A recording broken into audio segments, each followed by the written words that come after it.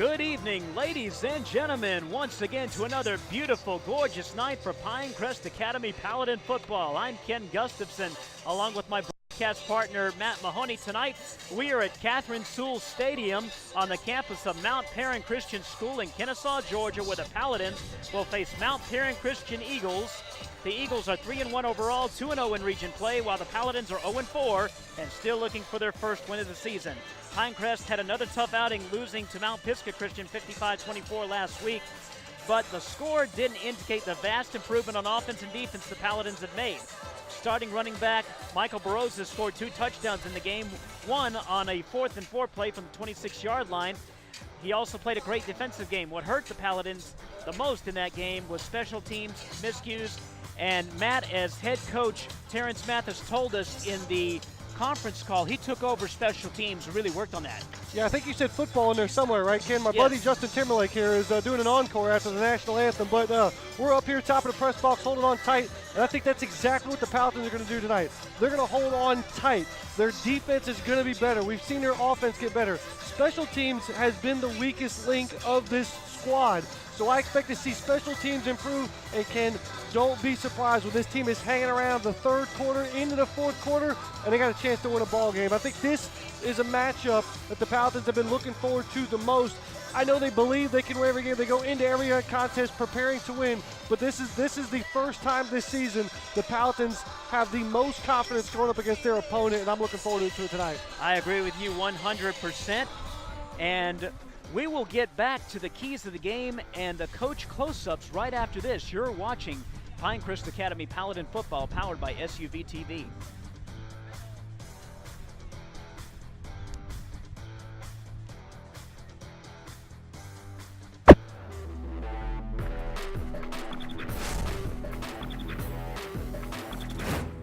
This Pinecrest Academy football broadcast is brought to you by O'Rourke Family and Cosmetic Dentistry, Haynes Sports Medicine, S.J. Bowser, Oral and Maxillofacial Surgery, Atlanta Rehabilitation Center, Billy Howe Ford, and Alessio's Restaurant and Pizzeria.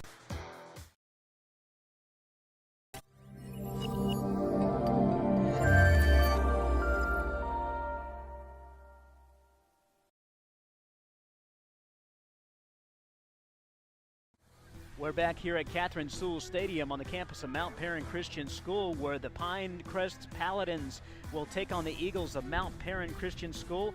Mount Paran coming into this game 3-1 overall. Pinecrest Academy is 0-4 coming into this game. In last season's only meeting, Mount Paran beat Pinecrest 28-3 at Pinecrest Academy. Here are our coach close-ups presented by Haynes Sports Medicine. Pinecrest head coach Terrence Mathis, former NFL wide receiver drafted by the New York Jets before playing for the Atlanta Falcons and the Pittsburgh Steelers. He attended Redan High School in Stone Mountain before going on to play football and basketball at the University of New Mexico. He is a member of the University of New Mexico Hall of Fame and a member of the UNM Ring of Honor. And this is his first year as Pinecrest Academy's head coach. On the other side is Mitch Jordan. He is the football coach, the head football coach here at Mount Paran Christian School. He is also the athletic director. He is in his 9th season at the helm of the Eagles. Now, Matt, keys to the game presented by Billy Howe Ford. Key 1, let's discuss this. Energy and efficiency early in the game. Pinecrest plays hard every game, as we mentioned, but the team wants to complement that energy by making more plays early to get a lead and avoid playing from behind. Yeah, absolutely. We've seen the Paladins fight all the way through the game.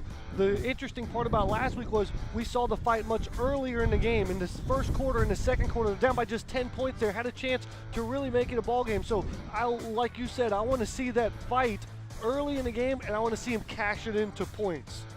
Key number 2, being ready for the run. This is a Mount Paran team that likes to run the football. The run game is a calling card for the Eagles. This reminds me a little bit of might remind me a little bit of the Walker game a few weeks ago, where Walker ran the ball down the throats of the defense of Pinecrest Academy. Pinecrest will have to be ready to contain the run. Yeah, Walker did it a little bit differently. They did it from the shotgun set with multiple backs. Quarterback liked to run 2. Here tonight, you're going to see the Eagles, a 1-back set. It's almost going to look like the old school Vera option is what it's going to look a lot like. So the Paladins are going to have to be extremely disciplined. And Ken, the key defensively for Pinecrest is going to be third and manageable.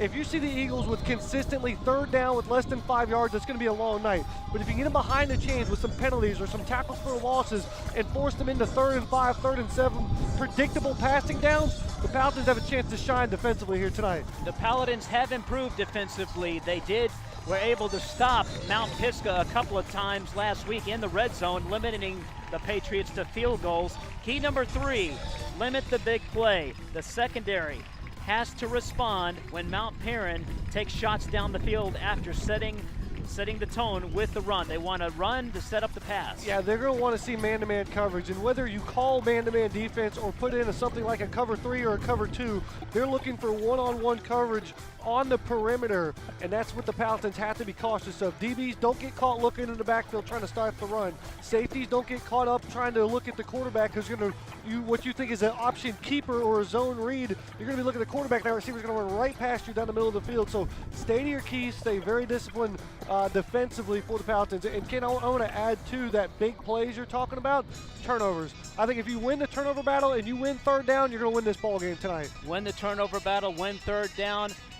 Limit the mistakes on special teams. Actually have no mistakes on special teams.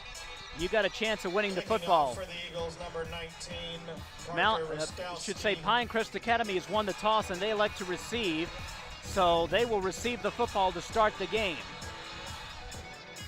For Pinecrest. Parker Rostowski will kick it off to Pinecrest. 10, Hogan Palmer back to receive.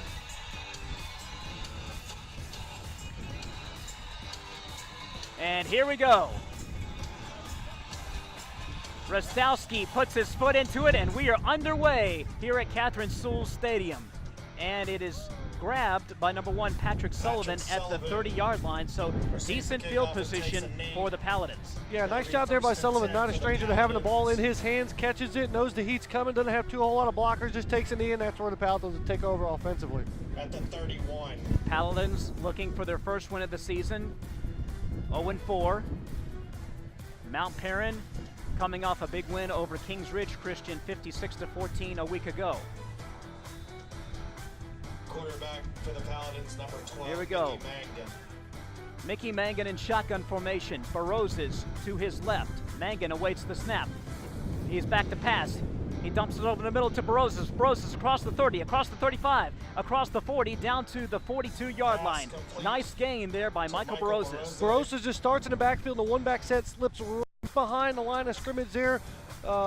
Magnum just tossed it right over the blitz that comes from that side. Could have been an additional roughing the passer to call, Ken, that referee swallowed the flag early. Mangan did get pressure on him there. Its ball is placed at the 41, so 1st and 10 from the 41 of Pinecrest. Mangan hands it off to Baroses. Baroses doesn't get much, maybe nothing there. Good tackle there by the Mount Paran defense. Looks like Mount Paran initially is going to try to man up on the perimeter, which Ken, that tells me their coaching staff, the Eagles coaching staff, thinks they have better athletes on the perimeter than Pinecrest does. We'll see if that comes true here early in this ball game. Looking at where the ball is spotted, maybe he got half a yard. No gain. They say no gain, so 2nd and 10 from the 41. Mangan in shotgun, 2 receivers to the left. Mangan back to pass. Now he's going to run with it. He's on a keeper. He's going to run across the 40, and I don't think he got much. I love the expansion of the playbook already. We had a chance to talk to Coach Mathis this week about that literally this offense is starting to develop because the players are starting to gain knowledge of what each position and each responsibility has. And right now, I think, Ken, for the first time this season, we saw shotgun 5 wide. They spread out the Eagles, called the quarterback draw, and Magnum just a little hesitant. When you're going to run that quarterback draw, sell pass and accelerate downhill. And he was kind of timid going in between the tackles. 3rd and long for the Paladins. 3rd and 9 from the 42. 2 receivers to the left. Mangan in shotgun. Baroses to the right. Mangan back to pass. Baroses, he throws it over the middle. It is caught at the 50. Mangan's pass complete to number 7, his younger brother Colby Pass Mangan. complete to Generous Colby spot. They're going to Mangan. call exactly a 9-yard gain. Cantwell It'll move the chains. on the stop. The Magnum brothers connect First there and on a 10, 3rd and long. Pinecrest. And we talked to Coach Mathis again earlier this week. Is he really wants the defense to respect the Magnum connection, and that's going to free up the other receivers in the offense to get single coverage. 1st and 10 from the 49 of Mount Paran. 2 receivers to the left. Mangan in shotgun. He awaits the snap. He's back to throw. Now he's going to run towards his left. Now he's going to run up the middle. And he is tackled on the Mangan on the Mount keeper. Paran emblem, tackled around the 40, let's call it the 43-yard line. Same thing we saw in 2nd down. On Ken, the shotgun tackle 5 to wide, pick up spread a them out. 2. And Colby's going to ask to It'll run be the football a 2nd little down bit and here. 8. Does a better job of accelerating once he gets through that line of scrimmage and just trying to find a hole in the defense. And I'll tell you right now, we haven't seen this expansion of the playbook yet for the Pinecrest Paladins, and right now the Eagles are scrambling a little bit defensively. 2nd and 8 from the 47. Mangan in shotgun formation. Back to pass is Mangan. Mangan, a long pass downfield off the hands of Patrick Sullivan. He had a Mangan's touchdown. pass He had intended 6 for points. Patrick Can I tell you, Sullivan. Coach Mathis goes 4 There's a receivers to penalty one flag side on of the play. formation, and that was Sullivan just hit out in the slot, ran a little seam route right up the middle, and he was wide open. I love the play call in this first drive for the Paladins. Great play call by head coach Terrence Mathis. Unfortunately, Patrick Sullivan unable to haul it in. It is 3rd and 8 for the Paladins. We got a holding call that's going to back them up behind the chains. That's not what you need at this point. Holding on the Paladins. It's a 10-yard penalty. 10-yard penalty. It's going to be 3rd and 18.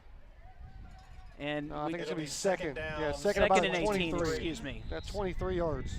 2nd and 23 from their own 38 do go Pinecrest Academy. Mangan hands it off to Brooks Binkley. Brooks Binkley trying to find running room. He can't find it, and he is tackled around the 36-yard line. So it's going to be 3rd and long. We're going to see Brooks Binkley on the carry. we're going to see the He's brought down by Connor Hinkle. We're going to see the mental capacity here of making Mangan the quarterback. Loss of a Every yard. fiber in your body is going to 3rd think, throw down this ball downfield to try to and pick up a long. first down. But having to learn the system in his senior season, hasn't played quarterback in quite a long time. Just take what the defense gives you here, punt it, and live to see another down, another series. 3rd and 24 from the 37. 2 receivers to the left, 2 to the right. Mangan in shotgun formation. He awaits the snap. He gets it. Back to throw is Mangan. He's going to throw it long down the middle of the field, and it is off the hands Mangan's of pass number intended for 20, David Stubbs. David Stubbs, number 81, Falls and incomplete. the Paladins Bill are going to have to Stallings punt. defending. Again, that's a dangerous It's throw of the 4th middle of the down. field. It just gets hung up in the air way too long. Really in double coverage with the dual safeties over the middle of the field. Mickey lucky to get out of that with an incomplete pass. So the Paladins unable to move the football any further, and Matthew Stone comes on to punt. Matthew Stone in punt formation. Chandler Weber. And back to receive is Chandler It's deep Weber for the at the Eagles. 20-yard line. Stone awaiting the snap. Here it is, and he punts it. It's a low line drive punt. It's going to bounce across the 30, bounce across the 20, bounce across the 10, and Chandler Weber ball's falls. live. He fumbles it. That ball's live. That ball is live, and fumbles. indeed, Pinecrest Recovered football. by Colby and it was Mangan. recovered by It'll the be 1st and Paladins. goal, It's Colby Magnum, the Pinecrest. gunner on the outside there. As that ball hit in front At of the the up man, he 4. just let it bounce one too many times, and then he got inside his 5, lost his footing, touched it, and a big play for Pinecrest here. A chance. We talked about that fight, Ken. We see the fight early here. Can we cash it in for points? A golden opportunity for the Paladins. Colby Mangan recovering the ball at the 4-yard line. 1st and goal from the 4. They've got to come away with points here. The give is to Barozas. Barozas is wrapped up around the 6-yard line. It's going to be a loss of 2.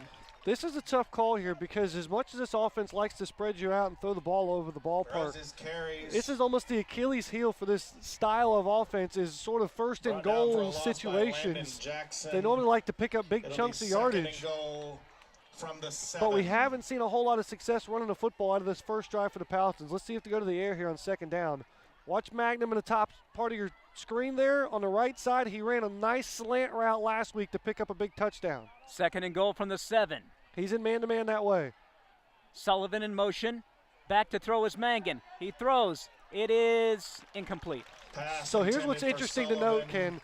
Falls incomplete. What looked to be man coverage on the outside, that strong safety that should have went across the formation stayed there to double up Magnum around the goal line. So a good read by Mickey to go to what is double slants onto his left, but couldn't connect with Sullivan on the inside receiver. I like the read by Mickey. It's going to be 3rd and 7, 3rd and goal from the 7. No less than a field goal if you're down in this territory. You got to really want to get a touchdown. Trips to the left. Man covered to the top with Mickey and Colby. Mangan back to pass, and he is hit as he's thrown, and the pass is incomplete, and it's going to be 4th down, and oncoming will be Connor Sassine. You would assume Connor Sassine will come on to attempt a chip shot field goal. Yeah, Eagles brought blitz on the strong side of the field that time. No, the running back did not pick it up, and so I think Mickey had to get rid of that ball quicker than what he wanted to, because Colby was working that slant to get on the outside, just couldn't get inside leverage. So Connor Sassine to attempt what it pretty much amounts to an extra point. There's the snap, the hold, the kick is blocked. The kick is blocked. And a golden opportunity goes awry for the Paladins. Unbelievable. So for the first time this season, Ken, it seems like special teams went in our favor. A mistake went in the Paladins' direction. Got a gift inside the 5 and couldn't get any points out of it. So what would have been a huge drive and huge points, now this crowd is really energizing the home Eagles for their first offensive possession of the ballgame. So the character, once again, will be tested of the Pinecrest defense. What a tough break. Quarterback for the Eagles, number 17. But you got to keep playing. You got to keep playing. Terry. Here we go. Kyle Terry, the quarterback for the Eagles.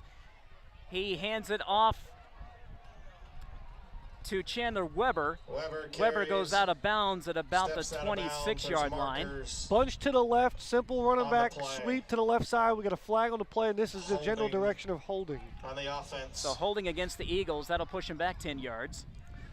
Already you see the Pinecrest having the extra time with fall break, a little bit of film session too as well. Normally run that 4-3 defense with 4 DBs, but because of the style of offense the Eagles running that one back set, they're stacking the line of scrimmage. There's 7 guys on the line of scrimmage with that first defensive snap for the Paladins. So the ball placed. Holding on the offense. The penalty is half the at distance the 8-yard to line. the goal from the spot of the foul. First and 10 down. from the 8. Kyle Terry awaiting the snap. Back to throw is Terry, rolls to his left. No. He's going to throw a long pass. It's complete. And the pass is complete to number 10, and a missed tackle. That's number 10, Kellen Rowan. Big play by Rowan as he gets all the way into Pinecrest territory, down to close to the 30-yard line. So this is Mount Paran football 101. Tight end to the strong side of the field is lined up on the scrimmage. They motion a back out of the backfield to the perimeter to take a cornerback with him. So that means an outside linebacker or a safety has to account for that tight end. And that what looked to be a designed quarterback run, tight end slips out of the backfield, and a huge gain for the Eagles. Huge play for the Mount Paran Eagles. They have several quarterbacks on this team, and they're not afraid to use them. And the running back is Nathaniel Reeder. Reeder across the 30, down to the 28-yard line. So just like that, the Eagles are in business. We've already seen 2 quarterbacks into this game, Ken, and it's 17 Kyle Terry and Nathaniel Reeder. Both are really good athletes. To say they run a 2-quarterback system, it's more like a 3rd and 4th running back that comes in and out of the sidelines to run this offense. So they're really athletic at that quarterback position, and they use that as a weapon on the ground, not necessarily in the air. Also number 5, Jack Allen, was used at quarterback in one of these plays. He's in now. And the running back is number I want to say number 5. Let's see. That's Jack Allen. Jack Allen, number 5. Jack Allen. He gets down to the 20-yard line. So Jack Allen was the wingback set up on the left side of the formation. So it doesn't matter if he's at running back or quarterback. They want to get the ball in his hands. So yes, the quarterback, so to speak, was Kyle Terry, who took the snap, but he handed off to Jake Allen. And these players can interchange in this formation and anywhere. A lot of talented athletes. 1st and 10 from the 21-yard line of Pinecrest.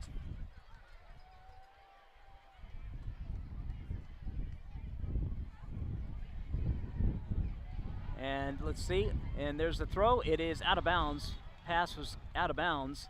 Much better job that time for the Pinecrest defense. They had an outside linebacker in Brooks Binkley, as well as the free safety in Ryan DeFazio, picked up that tight end on the line of scrimmage to the strong side of the formation. So when the quarterback rolled right, both of them found that tight end and took away the deep pass. And just running out of real estate there was, I believe, the quarterback and Kyle Terry. Alex Lee was the intended receiver. So 2nd and 10 from the 21.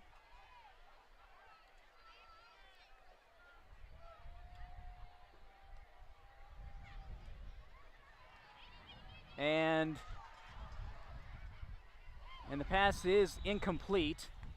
They move quarterback. They use a lot of quarterbacks, as we mentioned, trying to figure out who that quarterback. That's Nico Vangarelli. That's right. That's Vangarelli there. He's probably their most dynamic, whatever you want to call it, quarterback. He likes to run before pass, and that time it was a designed pass play that he was not comfortable with, so he used his feet to try to create time and space. So 3rd and 10 from the 21. This is what you want for the Paladins. Got to get off the field right here. Put this offense in 3rd and long and predictable passing downs, and stay true to your assignments. Vangarelli, the quarterback. Chandler Weber to his left. Vangarelli. Oh, a nice play. Nice defensive play by number 25. That's Brooks Binkley. Brooks Binkley. He's the outside linebacker. He was told to come field if a running back crosses your face, and that's exactly what happened. Got his paw in the air, just got some fingertips on the leather, and sometimes that's all you need to disrupt the pass. Big decision here for the Eagles. Are they in field goal range?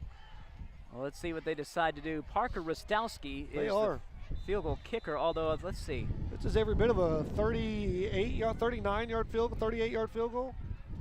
A 38-yard field goal. Parker Rostowski on to attempt a 38-yard field goal. Wind's at his back, as you can hear. Jake Wilson, the holder. Here's the kick. It is up, and it is good.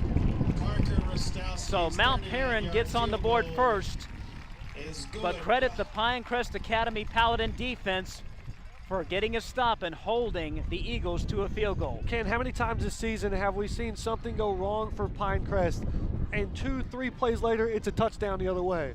Big feather in the cap for this Pinecrest team. Yes, golden opportunity, 1st and goal inside the 5, had a field goal block, but there's the resiliency we've seen out of this team so far, now cashed into not just a coachable moment, but you have an opportunity here to take the lead and keep this game close early in the 1st quarter. And I think the defense to stand up right there and just give up a field goal shows the maturity and the growth of this team already through 4 games.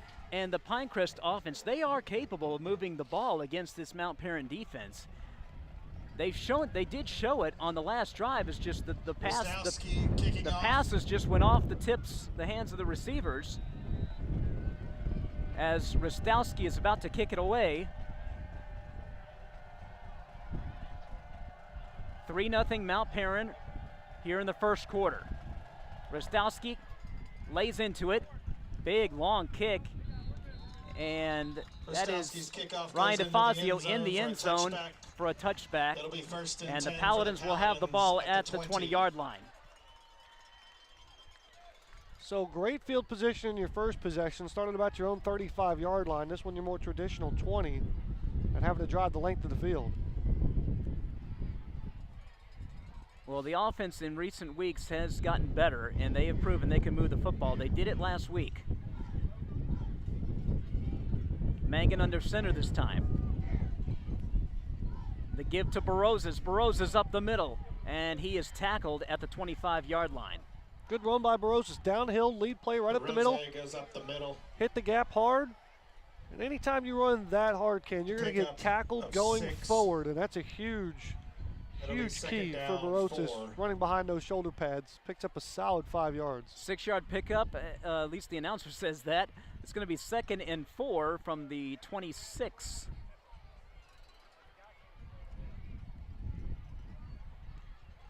4:40 to go in the first quarter. Mount Paran leads at 3-0. Mangan under center. And he hands it off to Barozes, and Barozes is stacked up. Nice defense by the Eagles. Yeah, that interior defensive line gets a little push on the Palatine O-line and forces Barozes to stop his momentum in the backfield. So the ball is going to be at, I want to say, the 22-yard line. Actually, the 23. So 3rd and 7 from the 23. Let's see if the Paladins can convert on 3rd down here. Mangan under center again. He's going to pitch it to Barozes, and Barozes slips. They actually had a halfback pass play called right there, and it was open initially. Barozes slipped on the turf, but the tight end and Stubbs was slipped out of the backfield and was wide open on the flag route. It'll be 4th down. I'm still not sure even if he keeps his footing, he gets that play off, because there's some heat coming from the outside for the Eagles. There was some heat coming from the Eagle defense from the outside, and once again, Pinecrest Academy is forced to punt as Matthew Stone comes on, standing at his 5-yard line. Got to get this off clean here. Yes, he does. Can't have any mistakes. We want to see improvements in the special teams. No mistakes whatsoever. Here's the kick, and he bobbled the ball a little bit, Matt. The ball goes out at the 49-yard line. Punt goes out of bounds. Again, about a similar punt from the first time out. Nice job there by Stone. Got the Palatine roll the first time and kind of hung it right about the 45 the second time. And so now Mount Paran will have excellent field position right at midfield. So the Eagles have field position right at midfield. It looked like Stone bobbled it a little bit, but he did get off a good punt.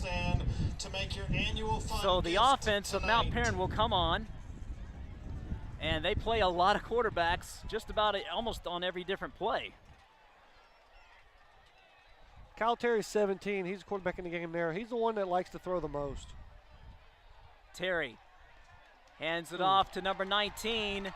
And number 19, that is, I take that back, number 29, Dawson Smith. 21, Chandler Weber, excuse me. Weber. That's about as basic as you get offensively there. Terry gets a snap, just hands it off to Weber, in between the left tackle and the left guard, and not a whole lot of green pants out there. Actually, it was Cameron Moore. Everybody was fooled here in the stadium. Cameron Moore with a 50-yard touchdown run for Mount Paran, and they take the lead 9-0 now.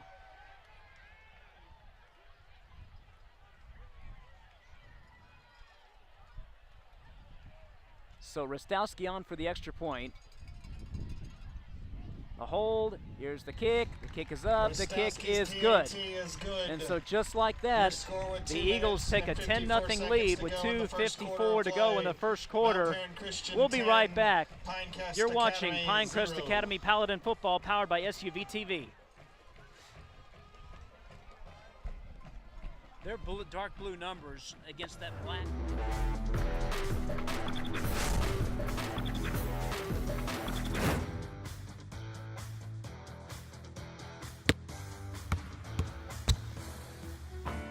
I got a high ankle sprain going for a rebound.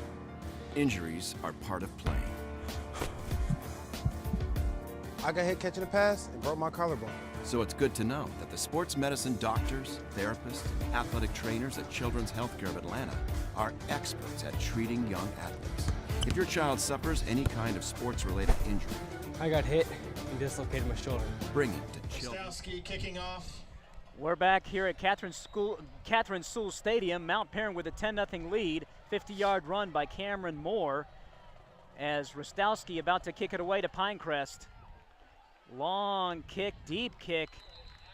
Kickoff. And Fazio going to take it in the end zone. It's going to come out to the 20-yard line again. Very, very important for the Pinecrest Academy offense here to respond.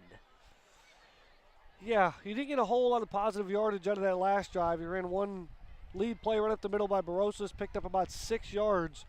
Run game hasn't been that successful. You've had way more success going through the air. Let's see if the Palatines go back to that with Mickey Magnum. Mangan in shotgun. Barosas to his left. Mangan back to pass. He throws. It is over the head of Colby Mangan with Jack Allen on the coverage. Mickey didn't like something about that. He either caught the snap not on the laces, or that wind is a lot stronger down there than it is up here, which is quite possible. But that ball came out of his hand really, really awkwardly. They did have some problems with the center to quarterback exchange last week. Let's see if they have cleaned that up. 2nd and 10 from the 10. No, excuse me, from the 15. Back to throw is Mangan. He's going to throw a long pass, and this one is incomplete. Mangan, the younger brother, was the intended receiver. Nice defense by the cornerback of Mount Paran by Cameron Cantwell. And again, that wind is in the Paladins' face in this first quarter. And Mickey's got plenty of arm to throw that ball out in front of Kobe.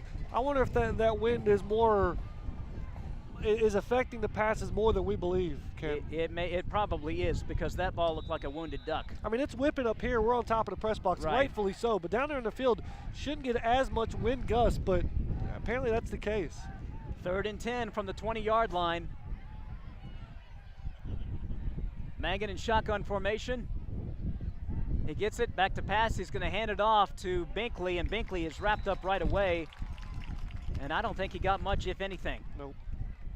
And that was, I want to say, Chandler Weber on the stop for Mount Paran Christian. I got the Paladins for the longest run play from scrimmage is a gain of 6 yards from the second drive. Outside of that, the second longest run is 3 yards, and most of them have been for very little positive yards. So Matthew Stone in to punt for the Paladins, standing at his 7-yard line. There's the punt, good punt. Yeah, that wind is whipping out there, because he got a lot of that ball. You're right. And it just hung up about 30 yards downfield. Now it's just rolling around. And down at the 50. Pinecrest downs it right at the 50-yard line. So now what you got to do, Ken, is you got to hold on for another 158 is the time remaining in this first quarter. With the wind in your face, it really changed the tide of the field position.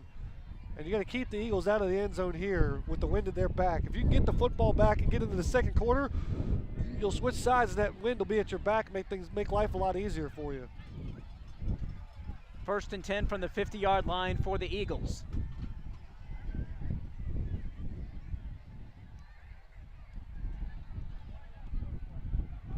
And there goes number 21, Chandler Weber.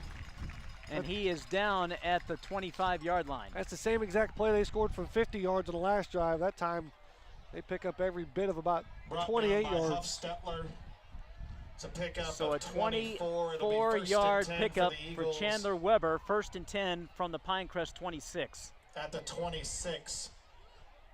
Absolutely imperative that the Pinecrest Academy defense do not allow another touchdown.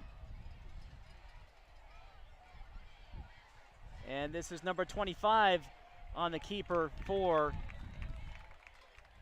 Mount Paran. That's Vangarelli, Nico Vangarelli. And like I said, he's the one that likes to run first. And when he's in the game, you've got to key 25, because he may be their best running back out of all of them. Big, tall, athletic, not afraid to run between the tackles. Certainly a gifted athlete. 2nd and 1 from the 17. Mount Paran poised to put more points on the board. The wind is really whipping up here. Now Kyle Terry throws it. It is complete. Terry's pass to Kellum Rowan. And that is Kellum Rowan down at about the 3-yard line.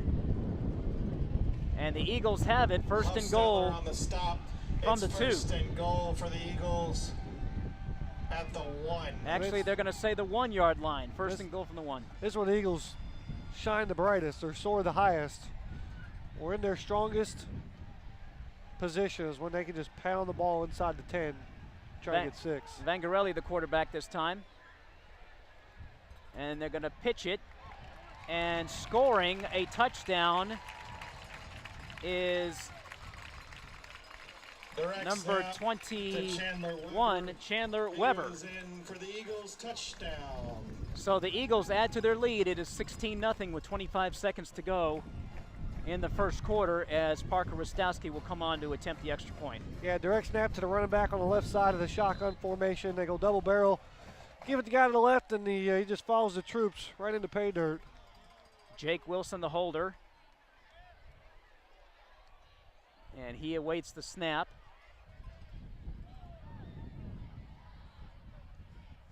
And the kick is up. The kick is good. Rostowski's PAT is So good. the Eagles add to their lead. A 28-yard run from Chandler Weber, setting up a score, another score by Chandler Weber. 1-yard run into the end zone. And the Mount Paran Eagles have a 17-0 lead over the Pinecrest Academy Paladins with 25 seconds to go in the first quarter. Well, worst case scenario here, Ken, get an opportunity early, don't capitalize on it.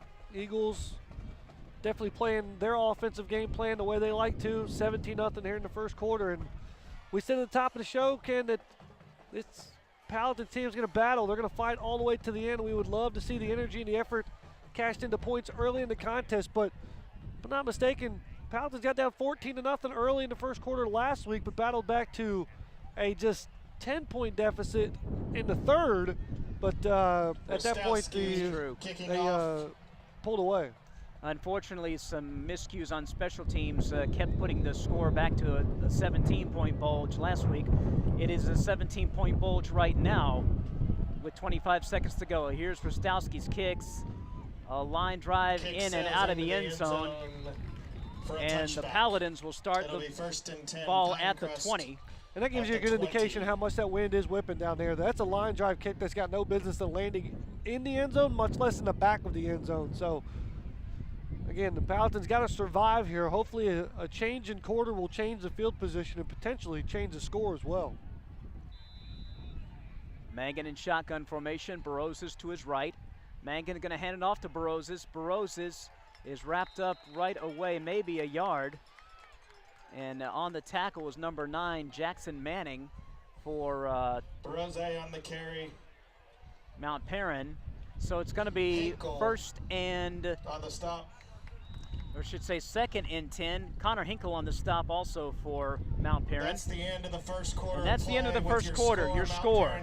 Mount Paran Christian 17, Pinecrest Academy nothing. 0. You're listening and watching to Pinecrest Academy Paladin Football, powered by SUV TV.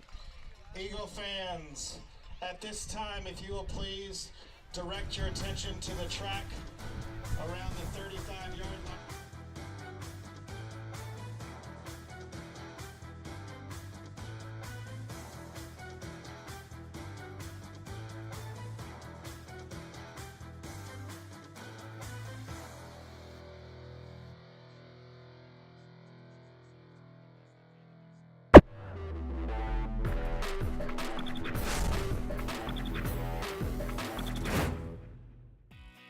If you want a used vehicle, but you also want peace of mind, you want a Ford certified pre-owned vehicle.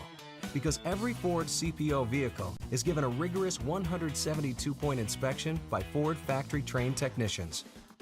From the radiator to the transmission, to the engine, to the air conditioning. And every Ford CPO vehicle is backed by Ford. With 7-year, 100,000-mile powertrain warranty coverage. Plus 12-month, 12,000-mile limited warranty coverage. Ford Certified Pre-Owned, a car that's inspected by Ford and backed by Ford. So what does that mean to you? Relax, it's covered. We are back here at Catherine Sewell Stadium and William A. Cooper Memorial Field on the campus of Mount Paran Christian School, where Mount Paran leads Pinecrest Academy 17-0.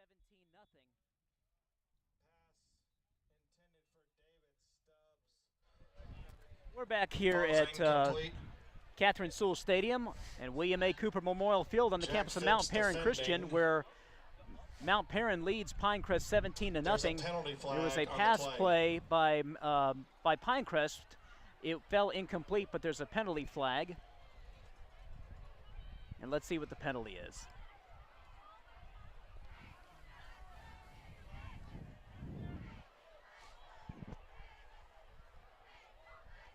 Illegal procedure or maybe a personal foul against Illegal the hands to the Eagles. face.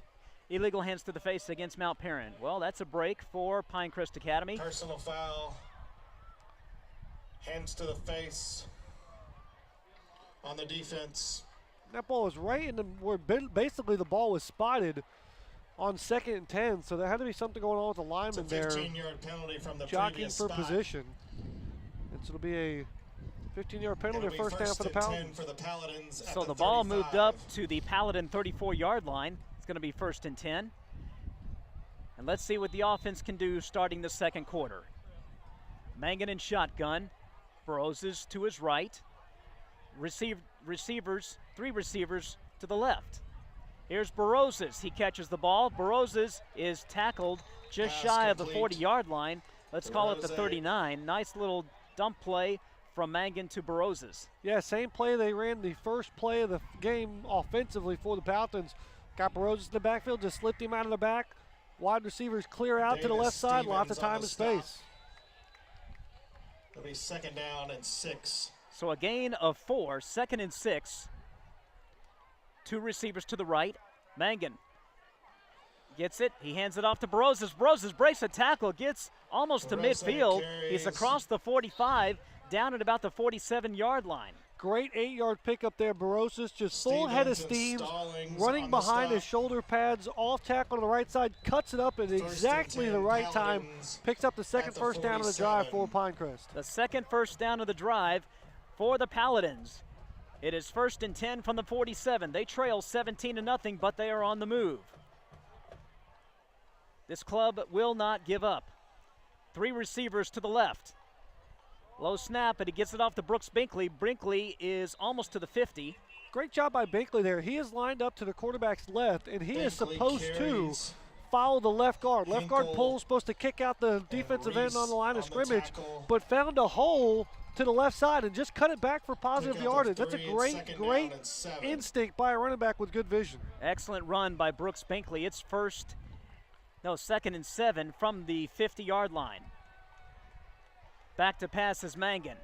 Mangan going to throw a long pass, and this pass is off the fingertips of the defender. That's number 11. Pass That intended was for Sullivan, overthrown. Davis Stevens, the defender. Patrick Sullivan was It's the intended 3rd receiver. down Davis and Stevens, 7. the defender on the play. So it's going to be 3rd and 7.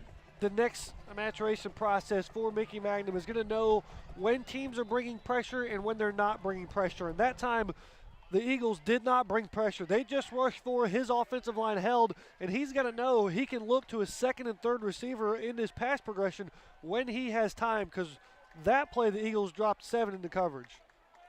Trips to the left. Back to throw is Mangan. Mangan throws over the middle. It is caught. It is caught, let's see, by Baroses, no, Binkley. Binkley with the catch. They had Binkley lined up the closest receivers to trips to the near side and tried to run a little It's wide 4th receiver down. stalk screen. And great job by the Eagles linebackers to identify who the screen was going to, and they basically made contact as soon as he made the catch. So unfortunately, Pinecrest Academy unable to get anything on that drive, and they're going to have to punt once again. As Matthew Stone comes on. Here's Matthew Stone's kick. It's a low line drive, bouncing, and Chandler Weber has it at the 10, across the 15, across the 20, across the 25, run out of bounds around the 25, 26 yard line. Ken, I got to think all things considered, that is improvement on special teams there. Stone gets the punt off, little rugby style with the left foot, hits in front of the kick returner, bounces inside the 10, coverage team goes down and pushes him out of bounds. So we have a timeout on the field. No timeout, excuse me. Teams just went over to their respective sidelines, and now the Eagles up to the line. 1st and 10 from their own 25. And I believe it's Vangarelli at quarterback. And he's going to hand it off. And this is number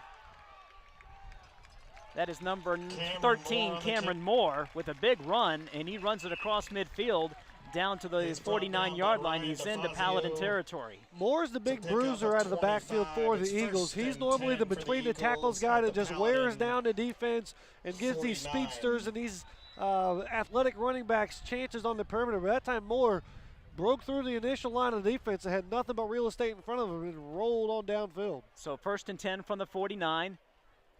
Vangarelli, the quarterback. And he's going to keep it.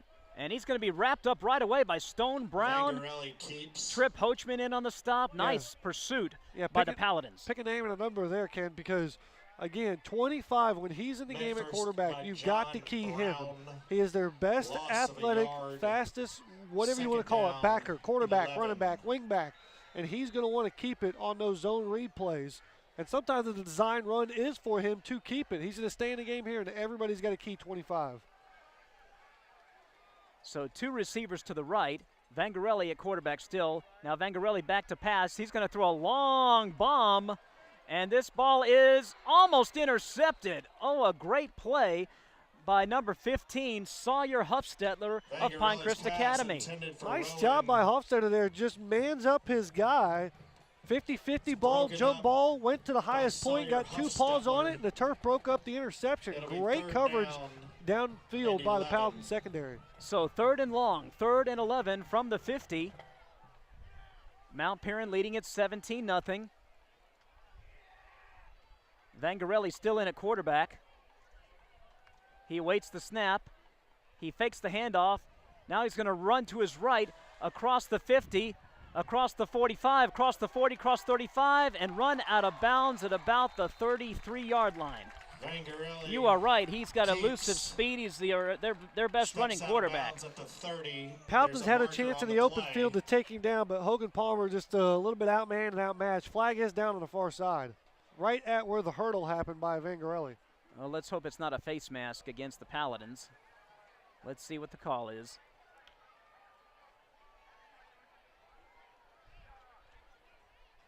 False start against Mount Paran. That is a weird place to throw that flag. I mean, the line of scrimmage was back here at the 46-yard line, and the flag sits down at the 32 in front of the Paladins bench. I did not see any false start Hurdle. against Mount Paran. Could have been a legal formation. That's the same Call on the motion, whether it's offense. false start or legal formation. It's a So 15-yard penalty. they might have had a legal formation, but spot of that the is foul. weird from. That is weird. Replay 3rd down. You're It'll right, be that 3rd is weird. down and 6. I don't think. I don't know. I don't know if the indication was incorrect there or what Strange the case call. was. Yeah, it's Very strange call, but nevertheless, we'll take it. They've called we've just gotten word that they called hurdling. You're not allowed to hurdle a defender, apparently, or a tackler. now here you And go. now we got a false start, hopefully, Markers against on Mount the Paran. play. This is False what I start know what false starts look on like the by that offense. official. It's a 5-yard penalty. It'll be So you 3rd think down hurdling is illegal in high 11. school football, Ken? That's what I was just told. I did not know that. You cannot hurdle a tackler. And apparently that was what the call was. So the ball is backed up to the 50-yard line. We now have 3rd and 11. The Eagles have it 3rd and 11. 7:45 to go in the first half. They lead it 17-0 over Pinecrest Academy. Vangarelli still at quarterback for Mount Paran. Got him behind the chains here, Ken. No, this is Kyle Terry, and he hands it off. He hands it off to number 5. That's Jack Allen. Jack Allen, a long run, and he's still on his feet. Missed tackle, and he is tackled Number down 5, close to the Jack 20-yard Allen line. on the carry. Big run by Jack Allen, and he is almost down inside the red zone. by number On 11. 3rd Ethan and Massey. 11, you think the Paladins First got and him right 10 where for they the wanted him. Eagles And Mount Paran runs at the old the Paladin Statue of Liberty play 21. as Terry hands the ball back behind his back to the running back in Allen. And the Paladins sniffed it out beautifully. Everybody pursued to the strong side and left a huge cutback lane wide open for Allen. So 1st and 10 from the 21-yard line from Mount Paran. Vangarelli now, no, excuse me, it's Terry at quarterback. He hands it off to Chandler Weber. Weber across the 15, and he is tackled down around the 15-yard line. Weber on the carry. Nice job by Kiernan. Stays at home in that middle linebacker position. Finds the ball carrier, Joseph wraps up and Kiernan. takes him down. On the tackle for Pinecrest. It's a pickup. So once again, the Pinecrest defense up against it 4. here, and they've got to bow up like they have done before, and worst case scenario, limit the Eagles to a field goal. Vangarelli in at quarterback here. Got a key 25, and I got a feeling he's going to get loose on the left side here. Bunch formation. Everybody's tight. They're going to try to get Vangarelli out here in space to the left side. Vangarelli, the quarterback, 2nd and 4 from the 15. Vangarelli back to pass. And he throws it. It is caught. Caught by number 18. That's Nathaniel Rader. And he gets it inside the 10-yard line. So had the right idea there. Tackled by Villarreal. Getting the ball carrier out in space to the left side. They just did it with a nice little bubble screen with the tight end. Jesus Villarreal with the tackle for Pinecrest Academy. It's 1st and goal for Mount Paran from the 8-yard line. This is the bad combination here. This is the speedster and the athletic quarterback in and Vangarelli, and this is the bruiser and Weber in the backfield. Vangarelli awaits the snap. He's going to hand it off to Weber. Weber running hard, and he is stacked up by 2 or 3 Paladins. Number 41, that's Jesus Villarreal in on the stop. Yeah, Kiernan came in too late. Joey Kiernan's made 3 tackles on this drive. He may have sniffed out this offense and figured out. Sometimes it takes a while, Ken. When you see film on a team, it's just different when you strap on a helmet and go down there on the field and try to make stops. And it looks like Kiernan has kind of sniffed out this run offense for Mount Paran. Keep an eye on 56. 2nd and goal from the 7. Kyle Terry now the quarterback. Kyle Terry's going to keep it. Kyle Terry is into the end zone for the touchdown.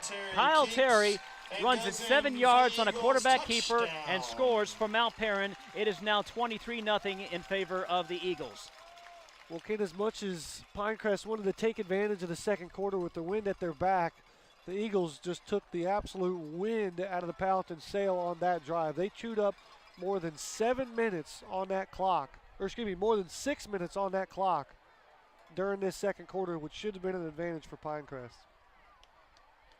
So Parker Rostowski on to attempt the extra point.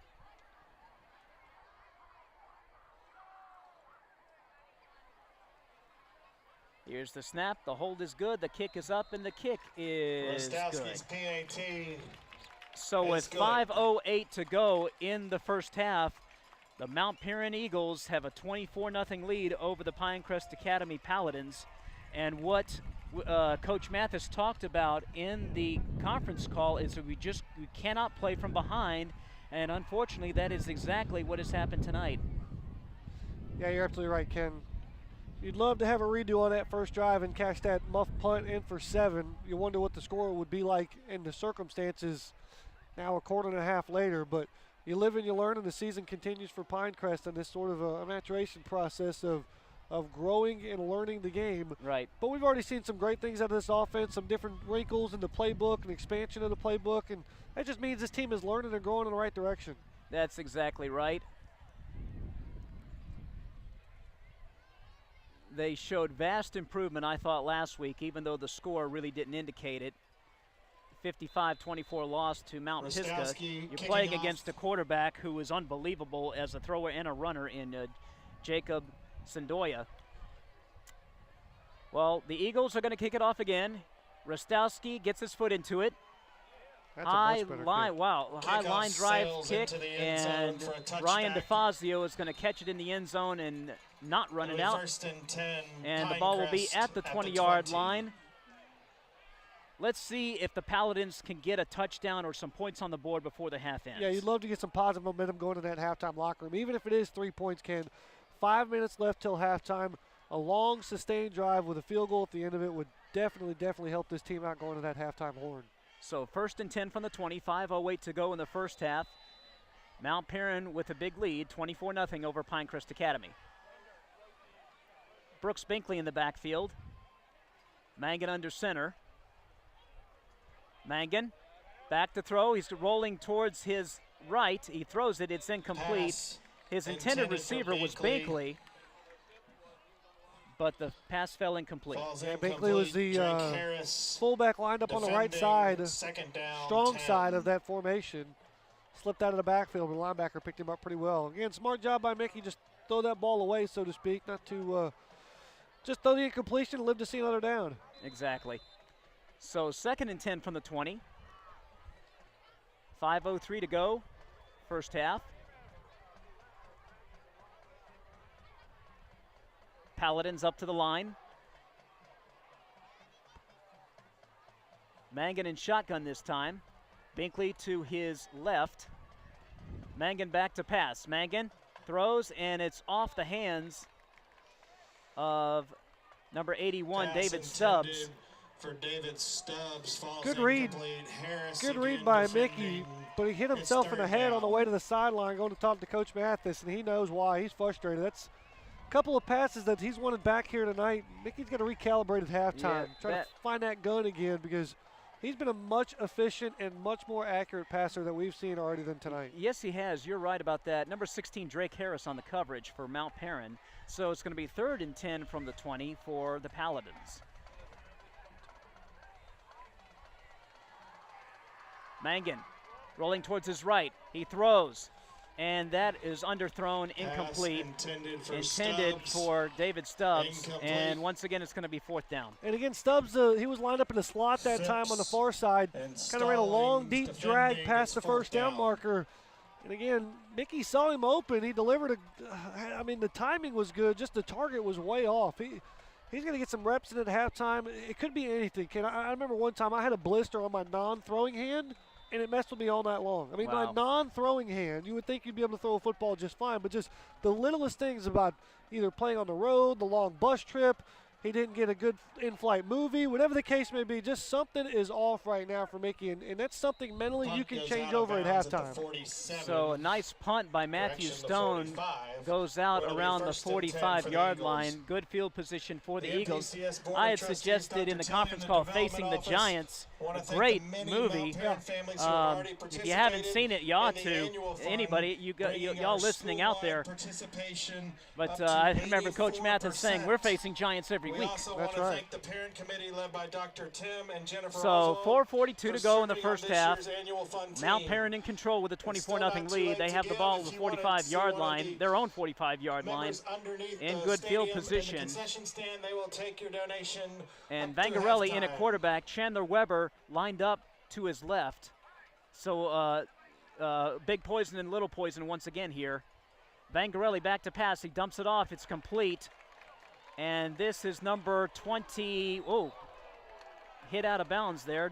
That's number 22. That is Alex Lee with the Pass complete. catch and run. Flag to comes Alex flying in late Lee. there. It's going to be a block in the back. They're going to pick up the first down Knocked because out the of block bounds happened beyond the first down marker. at the 31. So There's it'll be penalty 1st and flags 10, on but the play. it'll push them back just inside Paladin field range.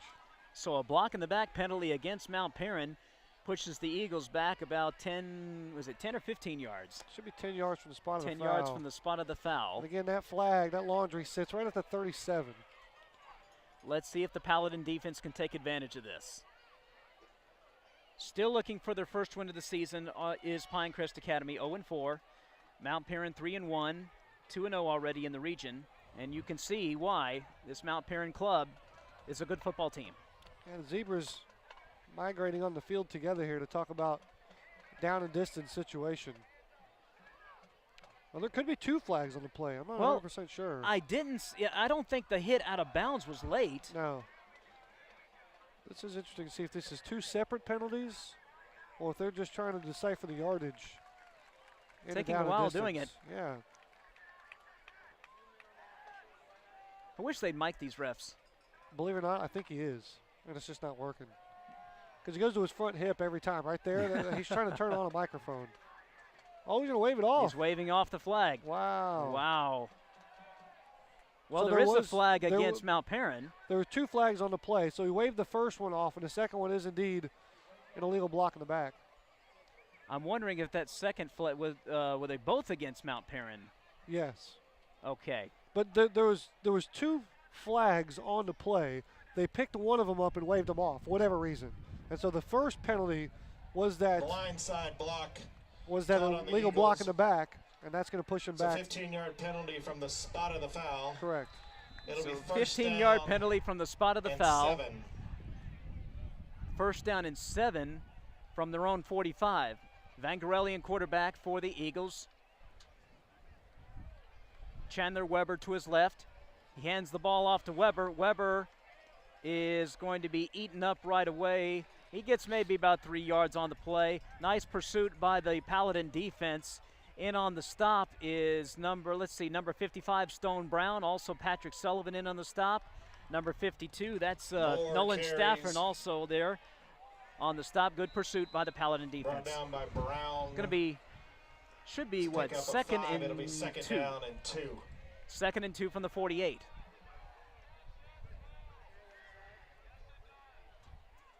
And a little wing T action here as Chandler Weber has it. Actually, this is Cameron Moore with the football. Cameron Moore gets a good run, and he's down to the 46-yard line of the Paladins. Just an absolute army of running backs coming. I shouldn't even say running backs anymore. I just say ball carriers. It's just an army of ball carriers for the Eagles that have plenty of options, plenty of weapons that they just going to pound the football all night long. Looked like a Green Bay sweep on that last play call. So Vangarelli in at quarterback. This is Terry.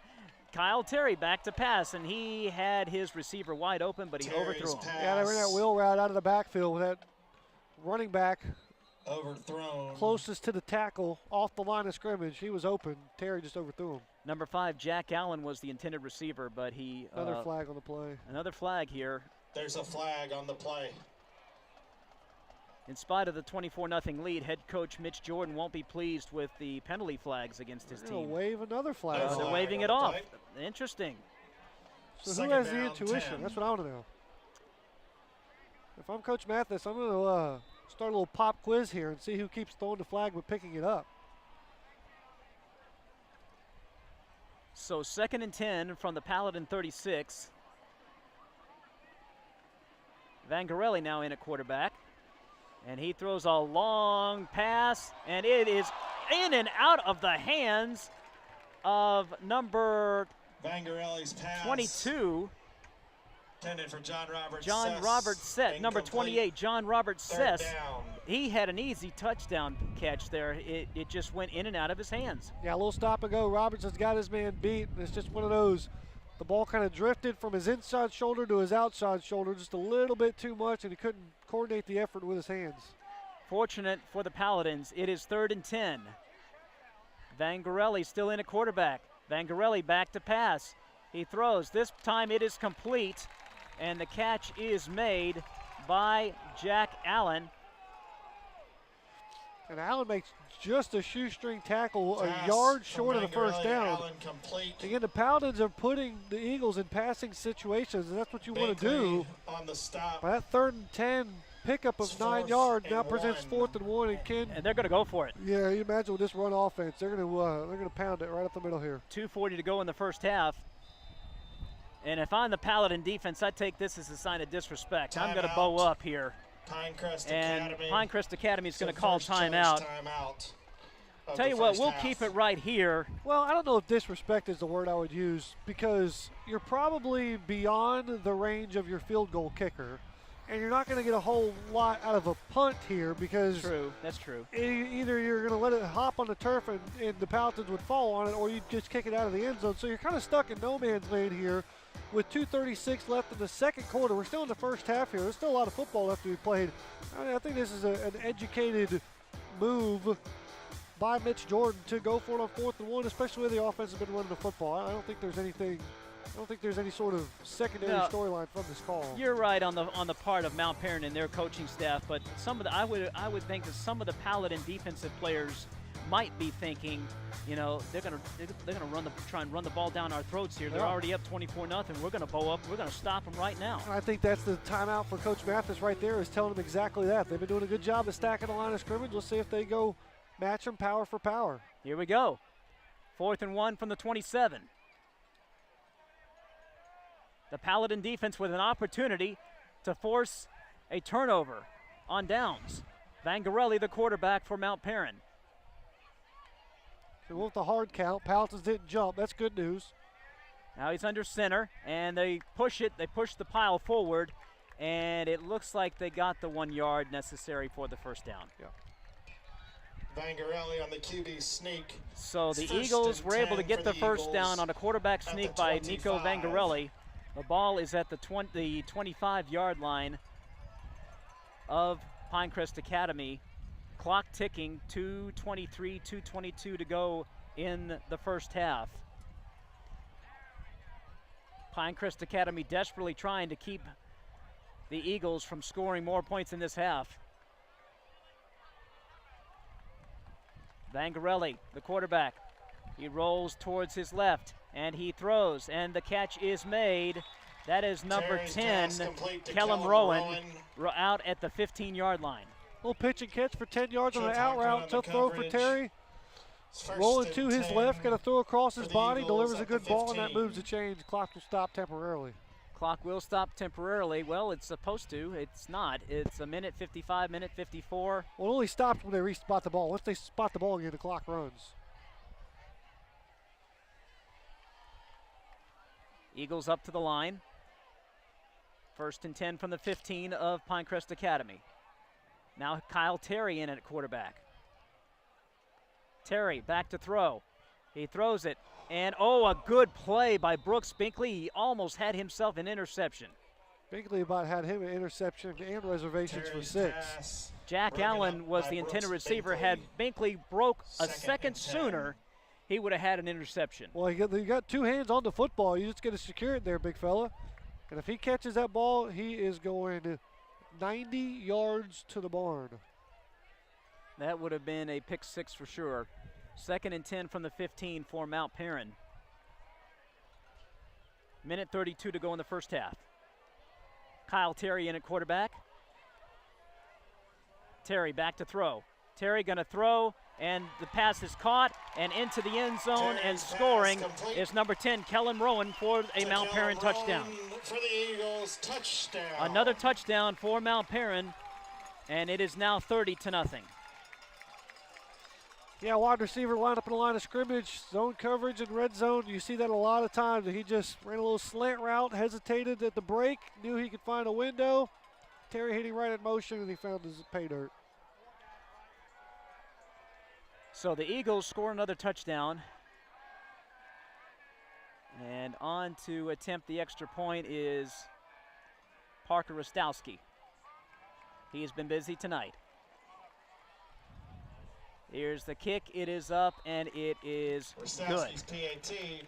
So is with good. a minute 25 to go in the first half, Mount Paran has upped its lead to 31-0. If you're Coach Terrence Mathis, what do you tell your Chargers right now? That's a great question, Ken.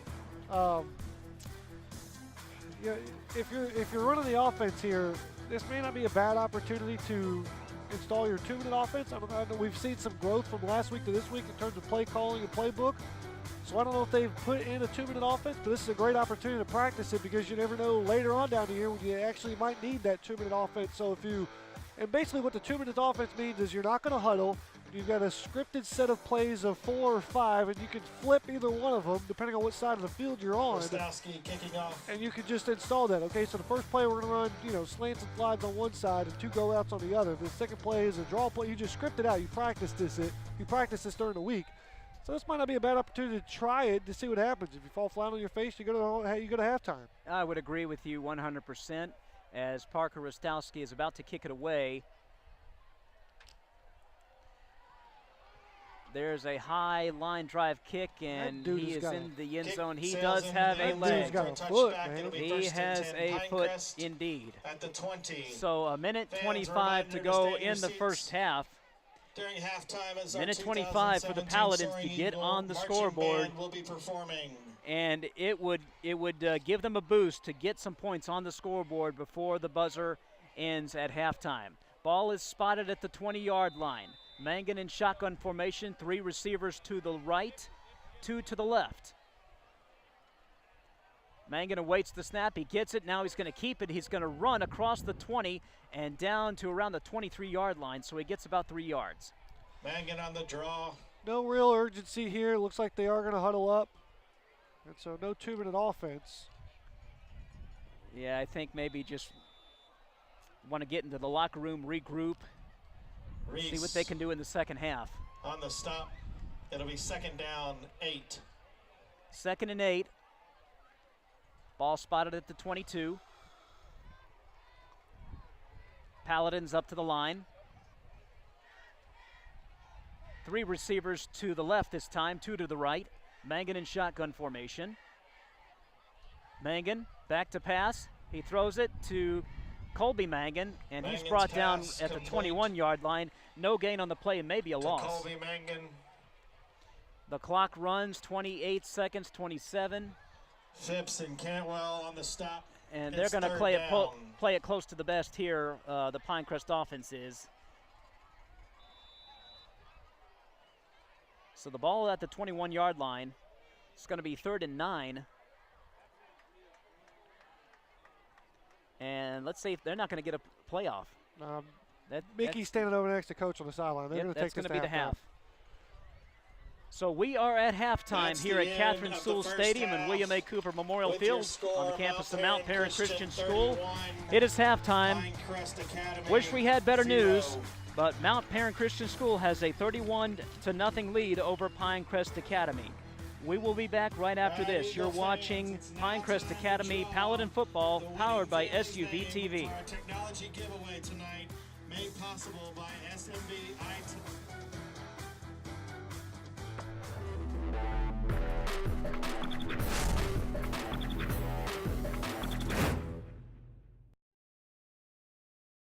This Pinecrest Academy football broadcast is brought to you by O'Rourke Family and Cosmetic Dentistry, Haynes Sports Medicine, S.J. Palzo, Oral and Maxillofacial Surgery, Atlanta Rehabilitation Center, Billy Howe Ford, and Alessio's Restaurant and Pizzeria.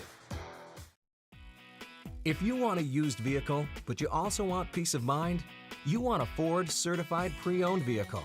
Because every Ford CPO vehicle is given a rigorous 172-point inspection by Ford factory-trained technicians. From the radiator to the transmission, to the engine, to the air conditioning, and every Ford CPO vehicle is backed by Ford with 7-year, 100,000-mile powertrain warranty coverage, plus 12-month, 12,000-mile limited warranty coverage. Ford certified pre-owned. A car that's inspected by Ford and backed by Ford. So what does that mean to you? Relax, it's covered.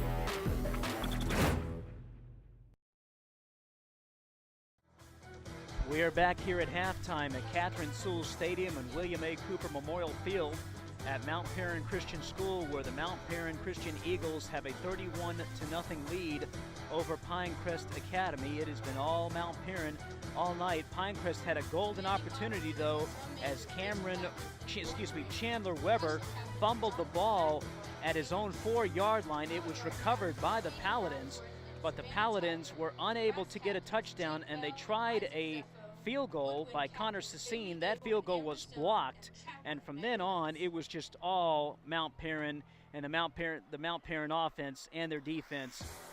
The Paladins just unable to get anything going on offense, and you have to wonder if that golden opportunity that they had down on the 4-yard line of Mount Paran and not getting a touchdown and then having the field goal blocked has just took the wind out of their sails. You have to think that's probably part of the problem. Very quickly, want to remind everybody out there that Pinecrest Academy is a private pre-K through 12 college preparatory Catholic school. We provide an atmosphere of academic rigor and critical thinking while offering personalized attention in a Christ-centered environment of faith and reason. Call us today at 770-888-4477 to schedule a visit to Pinecrest, or you can visit our website, www.pinecrestacademy.org, to learn more about our award-winning school. Back with my broadcast partner, Matt Mahoney. 31-0 Mount Paran. Matt, what do you think Coach Mathis is telling his boys in the locker room? I think you got to keep things small and simple, Ken. I really do. Offensively, not a whole lot of great success running the football, so you're going to have to make an adjustment in the running game and figure out what holes you can create, whether it's off tackle, in the A gap, the B gap, whatever the case may be. But I tell you, I really like the creativity offensively, because sometimes a group that has a good front seven in front of you, you can spread them out. We've seen some shotgun 5 wide quarterback draws. We've seen a little what's kind of like a screen dump pass, if you will, out of the backfield. So they're getting creative to substitute for what is a lack of a run game with those short passes. But I think ultimately he's got to dial in his quarterback, Mickey Magnum. I think that's the adjustment I want to see from sort of this half to next half is, and no one's going to be a bigger critic, I should say, than Mickey himself, because we've seen him hit himself on the head, kind of stomp the ground, clap his hands in frustration, kind of wanting a redo. Well, Mickey, guess what? Let's come back out in the second half. Let's say it's 0-0 and you do get a redo. Let's start this film from the third quarter on, and let's evaluate that half of football and see what it looks like tomorrow. Absolutely. I would agree with you 100%. Mickey Mangan has been off on his throws. So some of them have sailed high, some of them had hit the ground, and he's just got to get more accurate here in the second half. You know, the defense has really been put behind the 8 ball a few times, and give credit to the Mount Paran offense. They've been very creative. They've got some athletes, and Vangarelli and Chandler Weber have been big poison, little poison, if you will. Yeah, anytime you get an offense that likes to run the football as much as Mount Paran does, you've got to take them out of their comfort zone. You got to take them out of their rhythm. You got to make them do something they're not used to doing. And the Paladins just haven't been able to do that. They're just switching in weapons, switching in formations at will, been able to move the ball up and down the field. It showed with the scoreboard here, 31-0 at halftime. And you just got to get them to go to plan B. I don't know what plan B is, but all we've seen is plan A out of Mitch Jordan, and plan A has worked really well in the first half. Plan A has worked very well. They've used about, I want to say, 3 quarterbacks, at least during the first half, mostly Vangarelli and Kyle Terry. And both of those quarterbacks have wreaked havoc on the Paladin defense. 31-0, Mount Paran Christian leading Pinecrest Academy. And everything that Coach Mathis had said in the conference call that could not happen has happened. They are having to play from behind once again.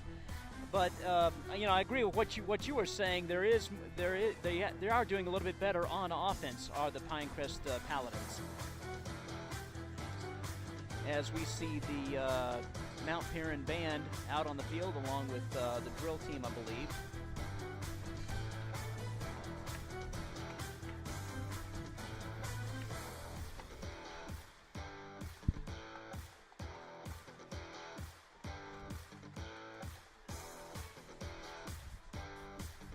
I want to remind you, next week is an off week for the Paladins. They will not be playing football next week, and that's maybe a good thing, as they can regroup and take a breather and try and regroup and get ready 2 weeks from now.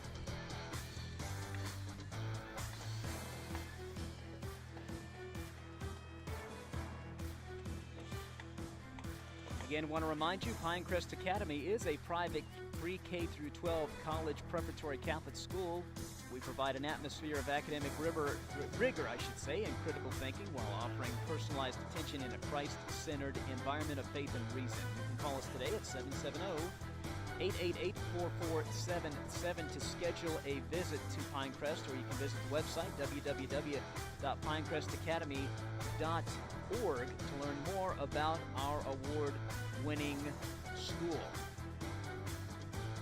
So 11:50, well, we're at halftime here as the Mount Paran color guard, the drill team, the Mount Paran band out on the field performing. We'll take a short break right now, or will we? We'll keep it right here. We'll keep it right here and just let you watch and take in the performance of the Mount Paran Christian School Marching Band.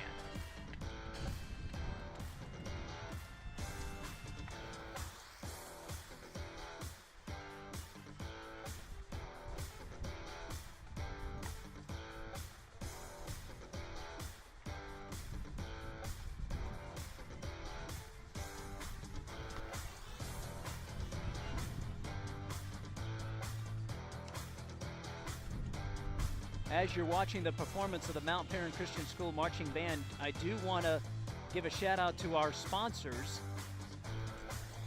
The Paladin Athletic Club would like to thank the following sponsors for their support of all of our athletic teams this year. They are our Semper Altius sponsor, Billy Howell Ford. Other sponsors include Atlanta Rehabilitation and Performance Center, Haynes Sports Medicine, O'Rourke Family and Cosmetic Dentistry, Grubb, Children's Healthcare of Atlanta, Georgia Water and Fire Restoration, Henninger Realty, Castle Car Wash, Ben Oak Farms, The Collection, Northside Hospital, Laurel Springs Animal Hospital, Primary Care Pediatrics, The Black Diamond Grill, Bill Kiernan, and Southern Landscape Supply. I want to thank our sponsors for sponsoring Pinecrest Academy Paladin football. These broadcasts would not be possible without you. They would not be possible without the sponsors. So those of you listening and watching to the games, do support these sponsors because they make it possible for us to bring you Pinecrest Academy Paladin football every Friday night. It is 31-0. Mount Paran Christian in the lead over Pinecrest Academy. Pinecrest Academy did have the ball inside the 4-yard line. They were poised to score after a fumble recovery, but were unable to get the touchdown, and a 30-yard field goal by Connor Sassine was blocked, and from then on, it was all Eagles. Mount Paran came into this game 3-1 overall, 2-0 in the region, and you can see why. They've got a lot of weapons, a lot of athletes, a lot of quarterbacks. They've used 3 quarterbacks tonight at least. Mostly Kyle Terry and Nico Vangarelli. The Pinecrest Academy offense has done some good things. Michael Barozes has run the ball pretty well. They've been creative on offense. And Coach Mathis is just telling his boys at halftime, look, just keep playing your best, keep working hard. And I know Mickey Mangum's frustrated. He's been a little off in the first half. His throws have sailed high. They've been a little low at times. And I think you're going to see some changes in the second half as far as how Mickey Mangum and the rest of the Pinecrest Academy Paladin offense and defense plays. I think it's going to be a better second half for Pinecrest Academy as we come to the second half. They've cleared the field now. It looks as if obviously the halftime show is over with. Some of the Mount Paran football players now on the field, as it is 7:04 or 7:23 clock ticking rest of the half.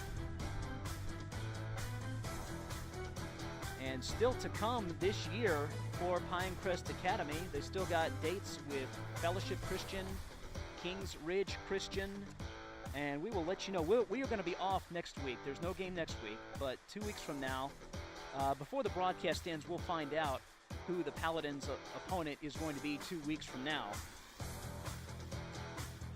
as they are still searching for that first win.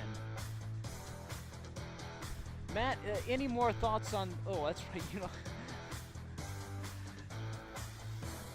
Well, Matt didn't have his earphones on, but my thoughts on the rest of the first half. Hopefully we can get some points on the board. And the Paladins can get some confidence. And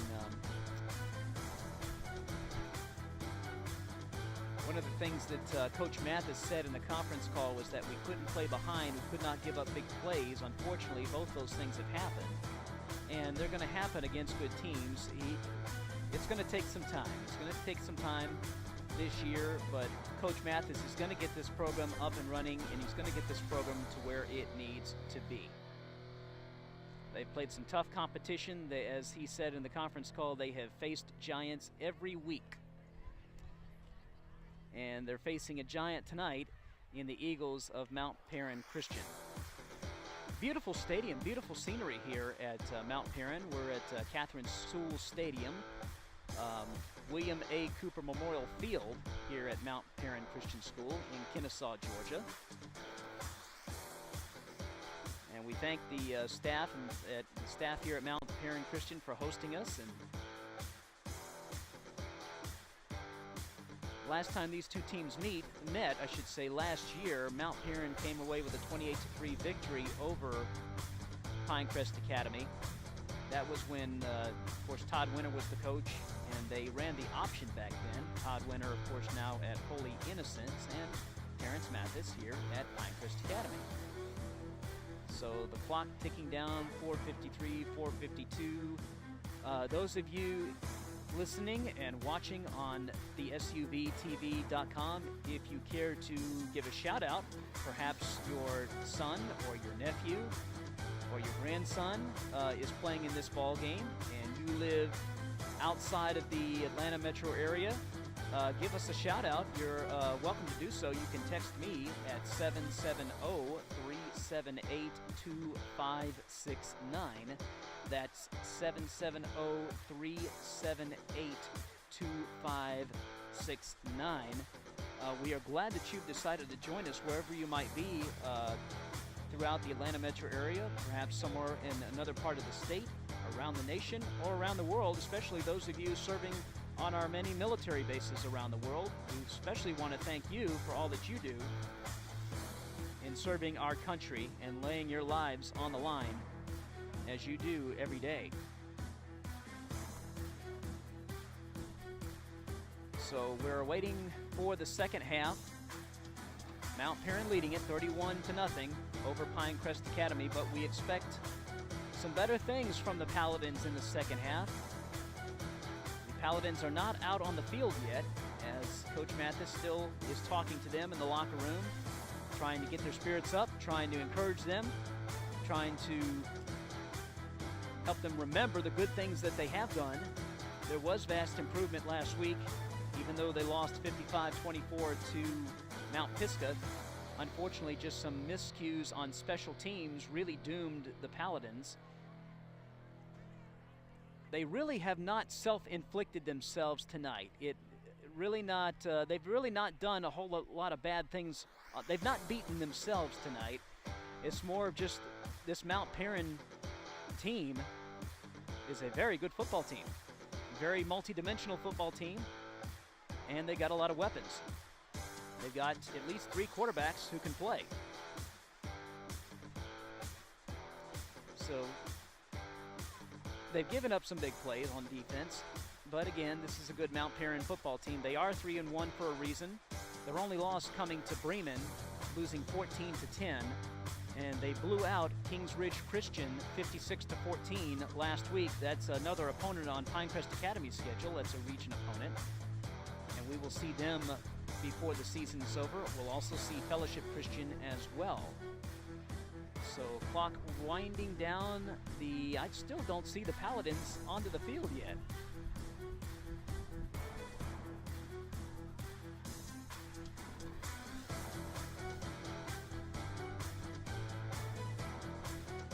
Not much more to say about the first half. We await the second half. We expect some better things out of quarterback Mickey Mangan. Hopefully he'll be more accurate in the second half. Hopefully the running game will take off in the second half. Hopefully the whole team will play better in the second half for Pinecrest Academy.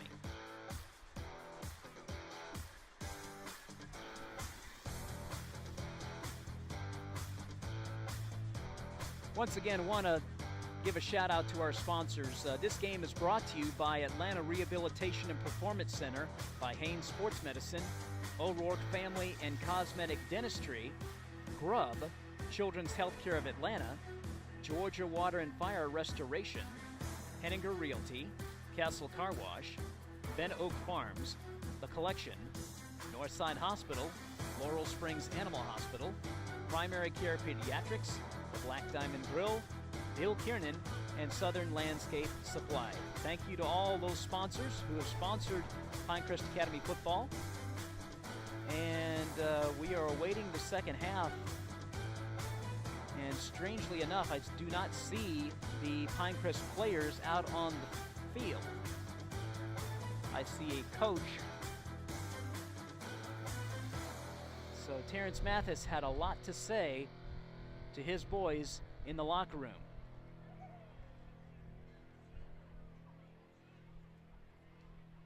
It's a maturation process, and it's going to take some time. But again, Terrence Mathis is a winner. He knows how to win. He did it on the field, and he's going to do it as a coach as well. And he's going to have this Pinecrest program up where it needs to be. So we are at the end. We should be starting the second half here. The Mount Paran team is on the field doing their warm-ups. But I do not see the Pinecrest team out on the. Well, here they come. Here they come out of the locker room, and they're getting their warm-ups in. So we will be underway momentarily here in the second half. I'm Ken Gustafson, along with my broadcast partner Matt Mahoney. We are excited to be bringing you Pinecrest Academy Paladin football almost every Friday night here on SUV TV. As the Paladins now going through their warm-ups. You have to wonder what Coach Mathis had to say to them in the locker room. I'm sure he was trying to encourage them.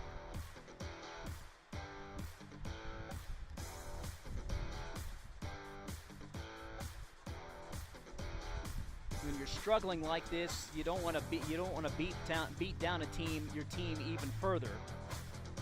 So I'm sure his message was a positive one. You know, let's correct the mistakes that we made, and let's improve on what we've been doing correctly. Let's keep doing the right things and limit the mistakes that we've made. Try and limit giving up big plays. Again, they really have not hurt themselves in this game, Pinecrest. They're just being beat by a better team tonight. Mount Paran has a lot of athletes. They've got a lot of creativity on offense. They've got some good defensive players as well. And when you've got three good quarterbacks, you've got a lot of depth. That really helps you out. So the Paladins still in their warm-ups. We're ticking down the minutes to the start of the second half. About 50 seconds left. Mount Paran with a 31-0 lead. But we put the first half behind us, and we look forward to the second half as the Paladins get ready.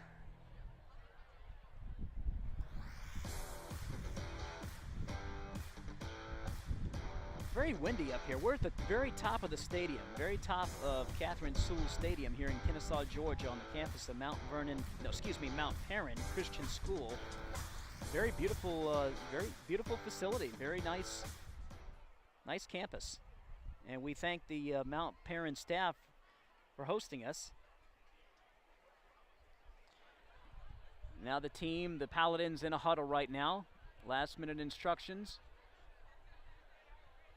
And they break their huddle, And we're going to be ready for play as the buzzer sounds to end the halftime, and the second half will begin momentarily. It's football on a Friday night, a very beautiful evening on a Friday night. Kind of windy, but very nice spring-like, or I should say fall-like evening here, Matt, at Mount Paran Christian School. Yeah, absolutely. The setting is beautiful here. I don't know if you've been able to hear at home, but there's literally a railroad that goes right behind the visitor bleachers there. So trains have been rolling through here. You can see the mountains off in the distance behind the end zone on the scoreboard.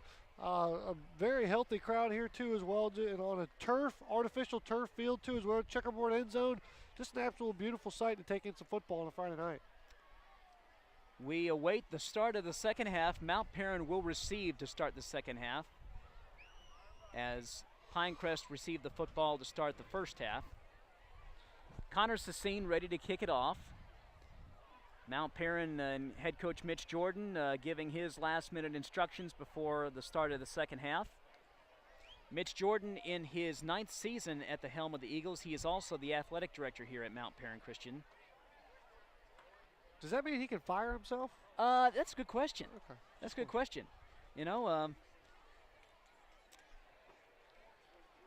I think he's far from a firing here. Nobody is with this performance this season. Yeah, oh yeah. Yeah, I don't think he has to worry about that, as Connor Sassine ready to put toe to leather to start this second half. Here we go. Toe meets leather. We are underway to start the second half. And the ball goes out of bounds around the 8-yard line. There's a flag. Kick now in college, if that were to happen, the ball would be placed at the 35-yard line. Now, I believe they have a choice in high school. The rules are a little bit different in high school. Let's see where they decide to place the ball. They'll take it at 35. It'll be 1st and 10 for the Eagles at the 35. 1st and 10 for Mount Paran at the 35. So right off the bat, kicking the ball out of bounds is something you don't want to do. You give good field position to a team that is already up 31-0, and here come the Eagles up to the line. 1st and 10 from the 35-yard line. Kyle Terry in at quarterback. Kyle Terry back to throw. His pass is complete, and that is number 28. That is J.R. Sess with the catch. So a nice catch by Sess. The ball is at the 50-yard line. 50-yard line. 1st and 10 Pick up a 15 yards. Nice little pitch and catch on the perimeter. They go to the wide side of the field. Big slant, lots of space. Easy catch and a first down. Terry still in at quarterback. Back to throw. He's going to roll to his right. He throws. It is complete. And that is number 10. That is Kellen Rowan. Kellen Rowan. 11, 1st and 10 he is pushed out of bounds around the 37-yard line or the 39-yard line. Gain of 11 on the play. It's going to be 1st and 10 from the Paladin 39-yard line. As much as Mount Paran, much of the Eagles had success running the football in the first half, this is the first time we've seen them not only back-to-back passing plays, but completions. First time back-to-back completions on consecutive plays. 2 receivers to the left for Mount Paran. Terry still at quarterback. Terry back to pass. He throws over the middle. It is complete. And the receiver is tackled, and that is Rowan again. He's tackled down at the 26-yard line. Make it 3 consecutive completions for Kyle Terry. Hockman. 1st and 10 for the Eagles at the 27. 1st and 10 for Mount Paran at the 27-yard line, and right away the Eagles on the move. And the Paladin defense has got to bow up. They've got to forget about the first half. They've got to show some moxie here. They got to get a stop. That's easier said than done. 1st and 10 from the 27 from Mount Paran. Terry at quarterback still for the Eagles. Terry rolls to his right.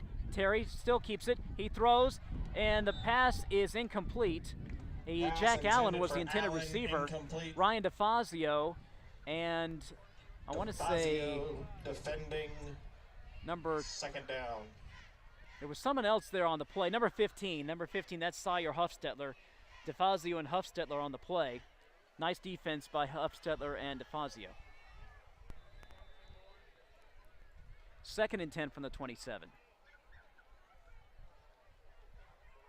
After 3 consecutive passes, one falls incomplete.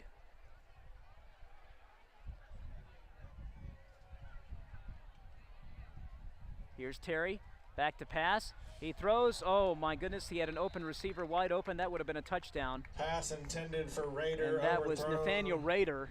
3rd down. So after 3 consecutive completions, back-to-back incompletions, and brings up 3rd and 10, a chance to get off the field. 3rd and 10, a chance to get off the field. 3rd and long for Mount Paran at the Paladin 27-yard line. If the Paladin defense can get a stop here, that's a victory. We're going to have a timeout. Timeout, Pinecrest. And that is Terrence their first Mathis charge timeout of wants the second half. a stop here.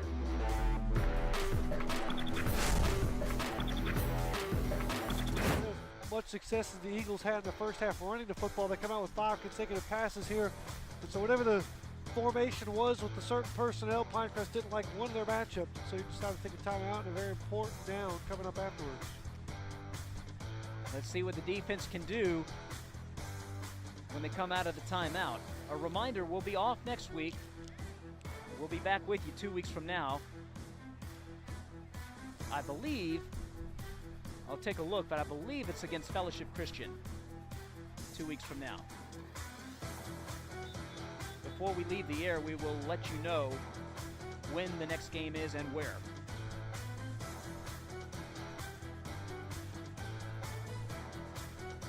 Max Prep's not the most reliable schedule maker. Here we go. 3rd and 10 from the 27-yard line of Pinecrest Academy. Terry still in at quarterback, Jack Allen in motion. Terry rolls to his right. Terry throws, and the pass is incomplete to Rowan, and now it's 4th down. Pass intended for Rowan, falls incomplete. 4th down. Nice job there by Sullivan and Bakley to move that pocket. Anytime the quarterback rolls to the perimeter, this time it was the quarterback's throwing hand, his right hand, you don't want him to get any forward momentum going up the field. That's where you can put your arm strength into the pass, and that time Sullivan and Bakley just kept pushing the pocket back, and so it made the quarterback retreat. He had to settle for a shorter route and a bad throw. So Parker Ristowski will come on to attempt what looks like about a 35-yard field goal? How about a 44-yard field goal? The kick is up, and the kick is Ristowski's 44-yard no field goal. Good. Had plenty of leg, just missed it left. So a big break for the Paladins. Big break for the Paladin defense. They get a stop.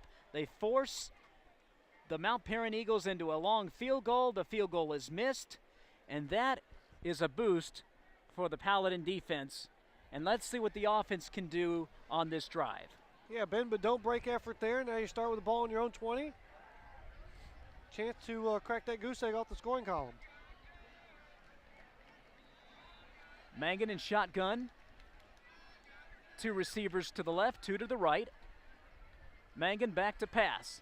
He throws, and it's intercepted. Incomplete. Incomplete, almost intercepted. He was fortunate there, as that was, I believe, pass broken up by Drake number Harris. 16, Drake Harris. 2nd down, almost 10. had himself an interception, so it's going to be 2nd and 10 from the 20. See if Mickey can get it dialed in a little bit there. Spooked his mule a little bit on that underneath route. 2 defenders jump that route. See if he can get redialed in. Mangan hands it off to Barozas. Barozas finds a little bit. Oh, a fumble, and let's see who has it. Fumble. Mount Paran saying they have it. It is, looks like it's going to be Pinecrest ball. Correct. It's recovered by the Paladins. Almost a disaster It's 3rd down for and the 9. Paladins. So it's going to be 3rd and long, 3rd and 9 from the 21-yard line. 9:28 to go here in the 3rd quarter. Mount Paran with a comfortable lead, 31-0. Well, let's see what Coach Mathis has drawn up here on 3rd and 9. Mangan in shotgun. Broses to his left. Mangan back to pass. He throws. It is incomplete. Again, Mickey just a Pass intended for hair Sullivan. high over top of his target. Falls Sullivan able to get a incomplete. paw It's on it, fourth but down. when he's open on that 12-yard out route, you got to be able to hit him right in the face mask. Yeah, that pass has to be completed. Sullivan was open, and the ball just sailed again on Mangan. He's having a tough night throwing the football as Matthew Stone comes in to punt. 4th down, 4th and 10, or excuse me, 4th and 9. Stone has been a busy night, or has been busy tonight, I should say, and that ball was almost blocked. As the punt will be picked up. This is number 4, John Holm, and he is stacked up and pushed back, and they'll spot it probably around the 40-yard line of Mount Paran. So the Eagles once again with the football and a 31-0 lead. A.J. Green Looking for on the more. return for the Eagles. He's brought down at the 43. We're going to be 1st and 10. Mount 1st and Paran 10 Christian. for the Eagles. Ball placed at the 43-yard line.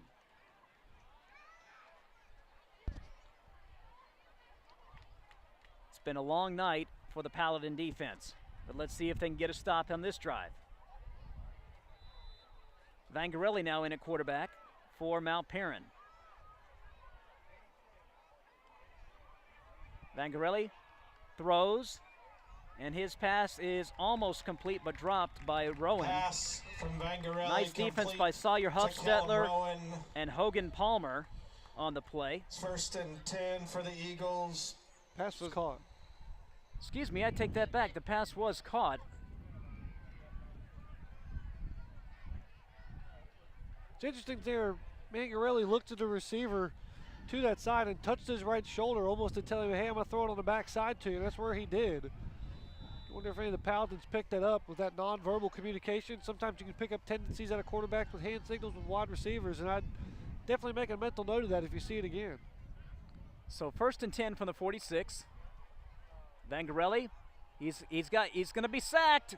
Oh my goodness, he got away across the 50, across the 45, across the 40, across the, and he's tripped up at the Picks up 36-yard line, picks up 9 yards. He ran about 45 yards, but he only had 9 yards in positive range, but made something out of nothing there because it looked like he was going to be sacked for about a loss of 12. I believe it was Peter Hoover on the stop for Pinecrest Academy.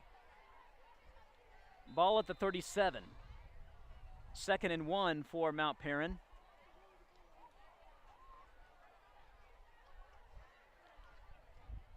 Vangarelli still in at quarterback. He's in shotgun. Back to pass is Vangarelli. Vangarelli, he steps up in the pocket. He throws, and it is almost intercepted. Yeah, great play by Sawyer Hallstetter on the defensive Vangarelli's side. pass He was the cornerback lined up broken all the up. way on the outside of this side. They go man free, which By means Sawyer everybody's on man-to-man Hallstetter. except for the safety over the middle of the field. The safety went with the quarterback as he stepped up in the pocket to the pylon on the far side, and so Hallstetter just stayed with his man, cut in front of the route, knocked that ball down. Great play in the end zone. Nice play by Huffstetler. It's going to be 3rd and 1 from the 37.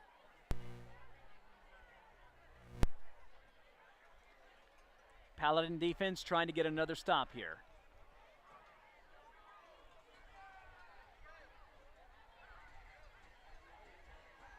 Vangarelli still in at quarterback. Cameron Moore to his right.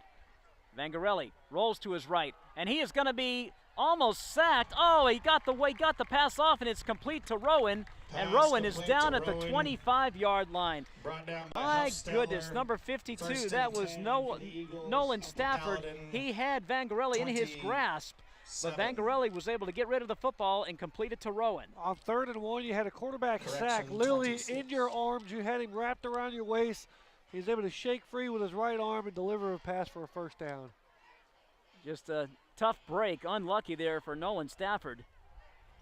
He thought he had himself a sack, and we here up in the booth did too. So 1st and 10 from the 26 for Mount Paran. They're in Paladin territory.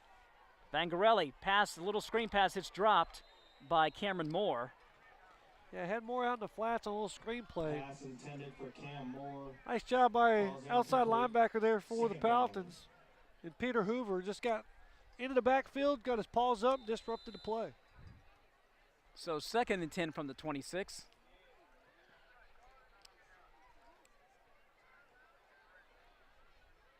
.6:37 to go in the third quarter. Mount Paran with a 31-0 lead over Pinecrest Academy. Vangarelli still in at quarterback. And he's back to throw, and his pass is dropped. That was, I believe that was Cameron Moore. Pass intended for Seth. It's Underthrown. Third down. Actually, it was John Robert Sess, the intended receiver. Yeah, we mentioned earlier, Vangarelli, his MO is not throwing the football. He definitely would rather run it, but trying to develop his passing skills a little bit there, and we saw some of his weaknesses on that quick 5-yard stop route to the near side. 3rd and 10 from the 26 for Mount Paran Christian. They're at the 26 of Pinecrest Academy. They're up 31-0. They're looking for more. Vangarelli, the quarterback.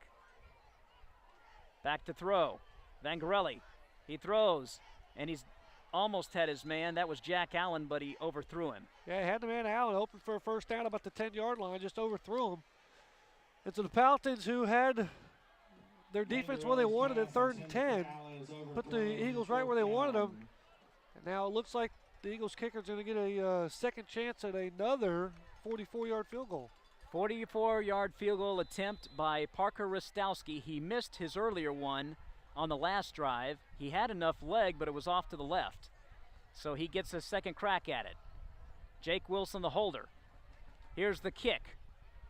And it is good. This time he hits it. 43-yard field goal by Parker Rostowski gives Mount Paran a 34-0 lead with 6:16 to go in the third quarter. We're going to take a timeout. You're watching Pinecrest Academy Paladin football, powered by SUV TV.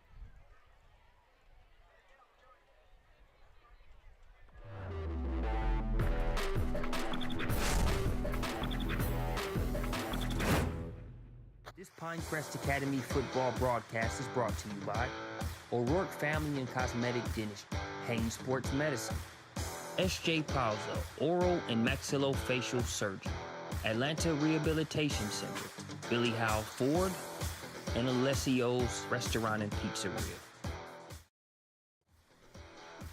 We're back here at Catherine Sewell Stadium at Mount Paran Christian School. Mount Paran with a 34-0 lead.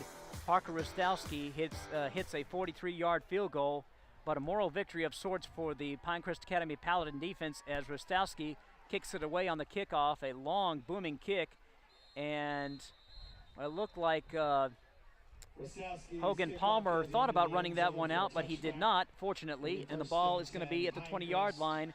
Another chance for the Paladin offense to try and get points on the board. Yeah, really hoping that Mickey Magnum makes that adjustment there with his arm. And a couple of passes that were off the mark to start the drive in the third quarter. Now a second drive here this half, trying to dial it in. Two receivers to the left. Mangan in shotgun. Mangan back to pass. Throws a long pass, and it is overthrown. He had David Stubbs. That was his intended receiver. And A.J. Green was in on the coverage for Mount Paran. A.J. Green defending. So it's going to be 2nd and 10 from the 20-yard line. You got to give credit to the Paladin offense, the offensive coordinator and Coach Terrence Mathis for being aggressive. Still being aggressive even though you're down 34-0. Mangan in shotgun. Back to pass. And he gets it off to Brooks Binkley. Binkley across the 20, the 25, and he is wrapped up right away and run out of bounds. And that was number 1. That is Bangade McCraris with the tackle. And Binkley is run out of bounds at around the 28-yard line. We saw that play in the first half. Binkley just slipping out of the backfield into the flats. Mickey delivers the football over top of the defensive end, and you pick up positive yardage. You know, I mentioned at halftime that Pinecrest Academy has not beaten themselves really in this game. It's just been some unfortunate they've given up some big plays. Mount Paran has just got a very good football team. It is 3rd and 2 from the 28. Mangan under center this time.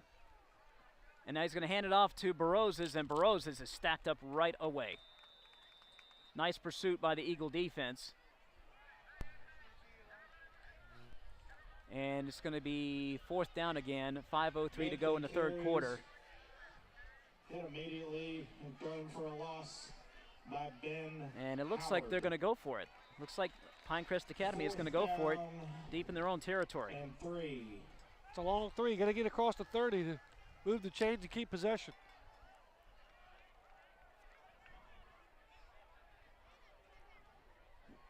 Bankley in motion. Mangan in shotgun. He awaits the snap. He gets it. Back to throw is Mangan. He throws over towards the right side. It is off the fingertips of Michael Baroses, and the ball's going to be turned over on downs. There is a flag on the play, and let's see what the flag is on. It's going to be roughing the passer. First down for the Pinecrest. Roughing the passer. That's a 15-yard penalty against Mount Paran Christian. And now a second flag comes flying in. This is going to be another one on the Eagles. Unsportsmanlike conduct. Automatic first down. Another marker on the play. And the Eagles have had at least, if my counting is correct, this might be, I think, their 5th or 6th penalty of the ball game. Pinecrest Academy has had very few penalties, if any. So it's going to be 30 yards of penalties for for the Eagles, which is going to move the football really far down the field for the Palatins here. They're going to keep possession and move the chains. That is not going to make head coach Mitch Jordan very happy. Even though he's up 34-0, he wants better discipline out of his players.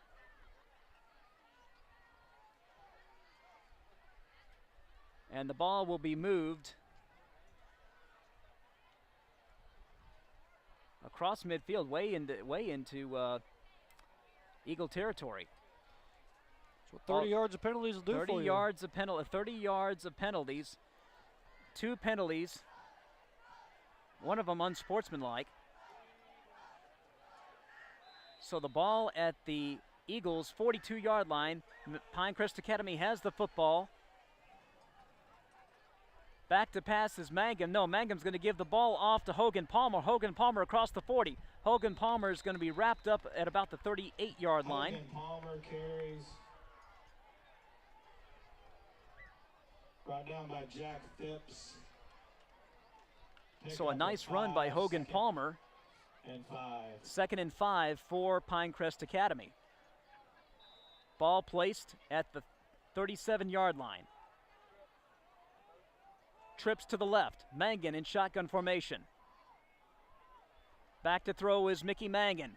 He's going to throw a long bomb, long pass. It is almost caught, but incomplete. That was number 7, Colby Mangan. Boy, if he would have been able to bring that one in. Yeah, another 50-50 ball on the far side there. Just a jump ball inside the 10. 2 guys going head-to-head. Neither one of them come down with it. Brings up second. It's going to bring up 3rd down and 5. Cameron Cantwell in on the coverage for Mount Paran, so it's going to be 3rd and 5 from the 37 of Mount Paran. You'd really like to convert this 3rd and 5 right here.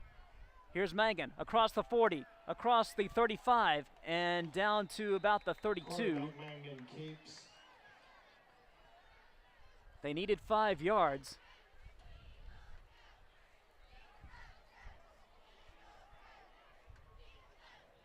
.326 and counting to go in the 3rd quarter. And they did get enough yardage. They did get the necessary yardage. It's going to be 1st down, 1st and 10.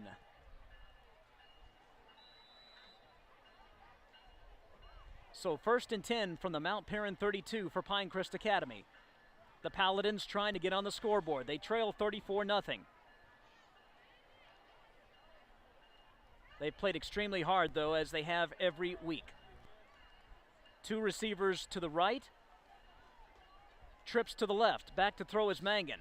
Mangan throws over the middle. It's complete. pass is caught by Barozes, and he is down around the 32. Not much of a gain, maybe a gain of a yard. They run 4 receivers out on a clearance, leave one guy up underneath on a crossing route, and Barozes hits him right in the chest, but the problem is he's tackled right around the line of scrimmage, so it's no gain on the play. No gain on the play. It's going to be 2nd and 10 from the 32. Clock ticking, 2:26 to go in the third.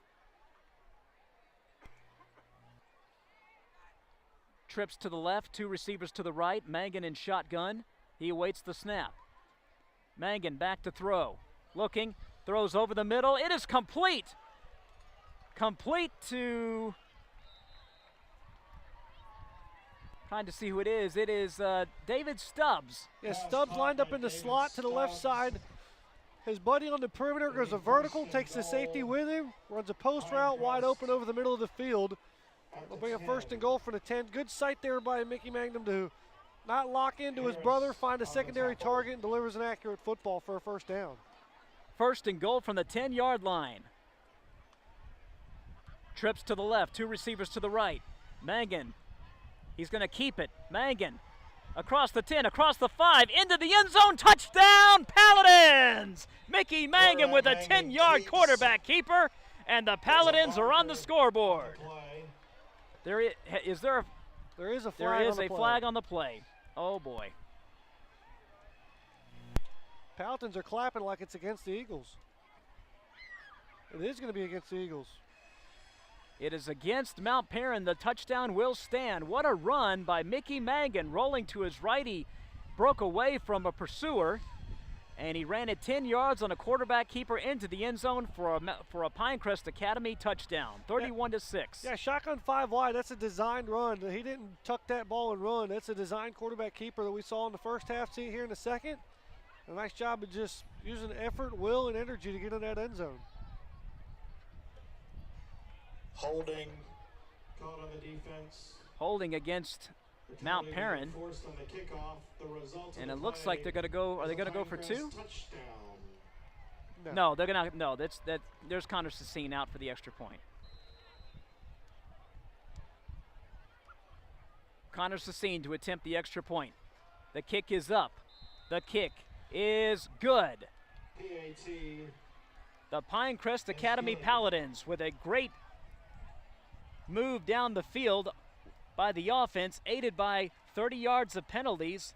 Actually, maybe another 10-yard penalty against Mount Paran, and that allows the Paladins to get on the scoreboard as quarterback Mickey Mangan ran it in on a quarterback keeper from the 10-yard line, and it is 34-7 Mount Paran, and that has got to lift the spirits of the Pinecrest Academy football team. We talked about it, Ken, at halftime.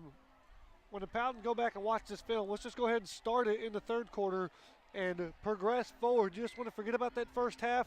Not a whole lot went right. I'm sure there's some coachable moments in there, but for the most part, what can you put on tape in this second half? Regardless of what the score is, move forward from there. And the way I look at it, 7-3 is your score here in the second half, Ken. That big pass play to David Stubbs was huge, getting the Paladins down to the 10-yard line as Sassine places the ball on the tee and he is ready to kick it off. So 1:39 to go in the third quarter. It's 34-7 Mount Paran.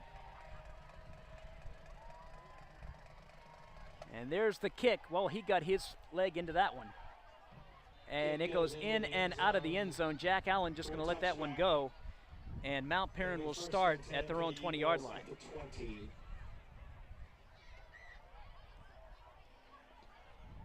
So 34-7, Mount Paran in the lead, but a big touchdown play and a big boost of positiveness for the Pinecrest Academy football team, as they were able to get points on the scoreboard thanks to a 10-yard run by Mickey Mangan, and they were aided by some foolish penalties by Mount Paran. So 1st and 10 for the Eagles at their own 20-yard line. Kyle Terry swings it over, and this is Cameron Moore, I believe, with the ball, and he is wrapped up down at the 28-yard line. Nice pursuit by the Pinecrest defense. Nice little pitch and catch on a swing route out to the left side. Pinecrest defense goes that way and makes a tackle. Ball placed at the 28-yard line. It's going to be 2nd and 2. Pick up of 8 on the play. Wouldn't it be nice for the Paladin defense to rise up and get a stop here? 2nd and 2 for Mount Paran.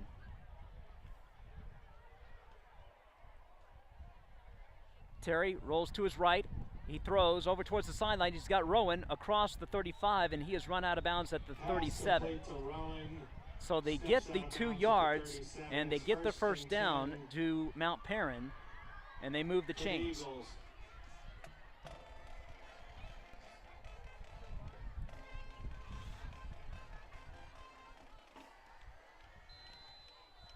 Pinecrest Academy, on the defensive side, they got to be gashed. They're gassed by now. Of course, they're playing both ways. That shows the conditioning that this team is in.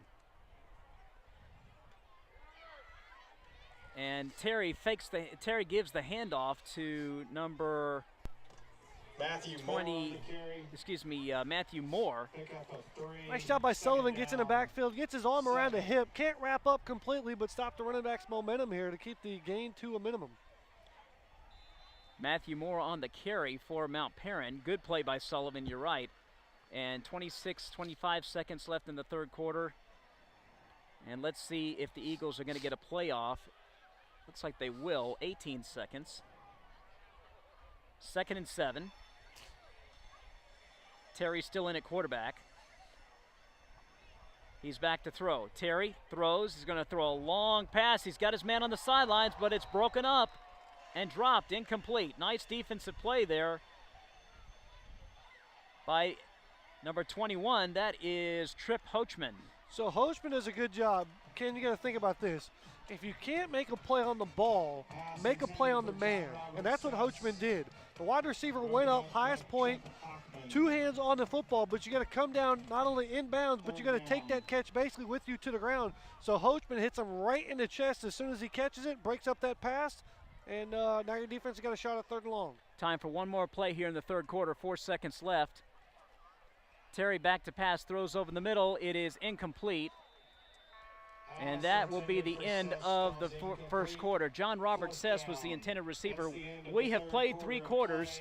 Your score, Mount Paran 34, Pinecrest Academy 7. We're going to take a timeout. We'll be back right after this. You're watching Pinecrest Academy Paladin Football, powered by SUV TV.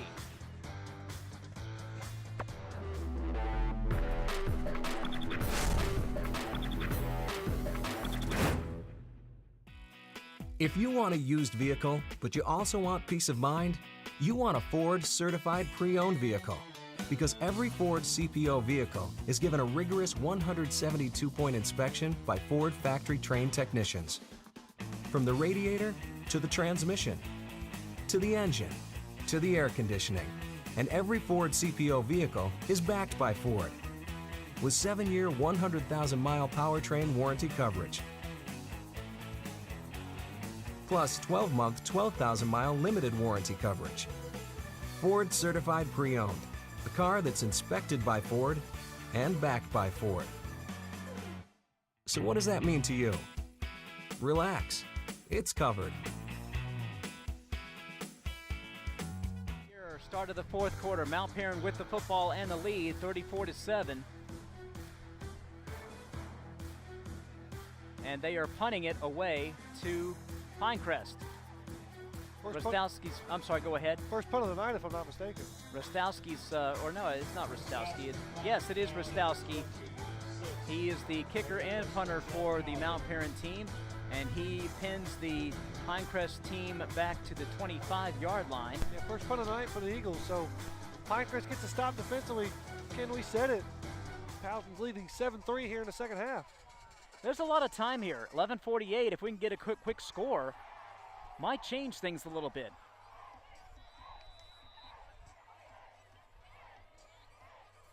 Pinecrest proved last week they can score quickly. 1st and 10 from the 25. 2 receivers to the left. Mangan in shotgun formation. Back to throw is Mangan. Looking, he's got, almost a sack. Mangan going to keep it though across the 30, across the 25, across the 20, and run out of bounds around the Quarterback Mangan keeps, steps out of bounds around the 45-yard line. Great job by Magnum. We talked about this in the first half. His next progression in his development as a quarterback and a leader of this team is feeling pressure. When the defense only brings 3 or 4 rushers and your line holds, move to your second, third, fourth receiver if you have to. In that case, he felt pressure, got around it, saw real estate. Go ahead and take that first down with your feet. 1st and 10 from the 41, and he hands it off to Hogan Palmer. Hogan Palmer stacked up right away, and he may lose a yard or two down at the 39-yard line. Hogan Palmer on the carry. So 11:18 to go in the game. 2nd and 11. It's going to be 2nd and 11 from the 40-yard line of Pinecrest Academy. Loyola on the Might not be a bad idea to go to a 2-minute drill, Matt. 2nd down, 11. We haven't seen it yet. You've been able to move the football in this second half That's true. with 4 and 5 receivers on the field. 2 receivers to the left, 3 to the right. Mangan back to pass. He better hurry and get rid of it. He's not going to be able to get rid of it. He is sacked. And that was Bangade McCraris. And the same thing again. I know it's a sack, Ken. I know it's bad, and I know the fans aren't happy right now by taking a sack, but at least Magnum felt pressure from his blind side. He stepped up in the pocket, just couldn't shake off the tackler, the sacker, but he can feel that pressure coming, and that's tough to do from the blind side. That's not an easy thing to understand. It's not very difficult to coach to as well. That's instinct by making Magnum. Again, I know it's a sack, it's not good, but he's showing me signs of being able to feel pressure in the pocket. And that's a good thing. Because if he just takes a blindsided shot right between the 1 and the 2 from the backside, that's bad news. Right, he could get severely injured, obviously. 3 receivers to the right, 2 to the left. Low snap. Mangan able to get it, though, but he's in hot pursuit. Mangan still running with it. He gets it across the 35. He had 2 guys bearing down on him. Again, that pressure coming from the left side. He gets away from it with the right, cuts up the middle, picks up positive yards, but still we're going to bring up 4th and a bus right here, and the punt team will come out. 4th and Marietta. Numerically 4th and 16, so it'll be punting time again for Pinecrest Academy as Matthew Stone comes on. Give credit to the Mount Paran Christian defense.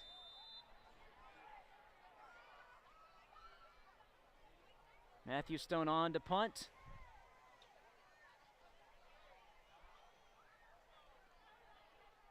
And he hits a low line driver, and it is bounced, and it bounces, I should say, picked up and run up by number 4. That is A.J. Green, and A.J. Green, good little run, and he is up to the 39-yard line.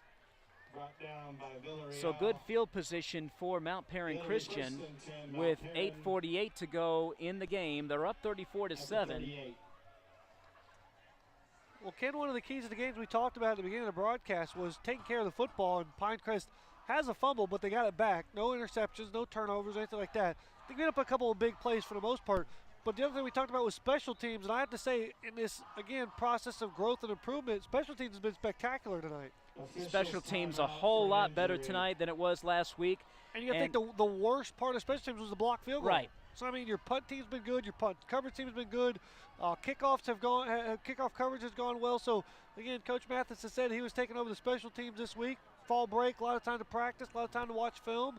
And again, much like what the defense was from week 1 to week 2, the offense was from 2 to 3. Now the special teams from week 3 to week 4 have been getting better. So, I know it says 34-7. I know this is somewhat hard to watch, but again, that sort of, use a stock market analogy, buy now because it's cheap, because the stock is rising. It's growing right now for this football team. As I said at halftime, Coach Mathis is a winner.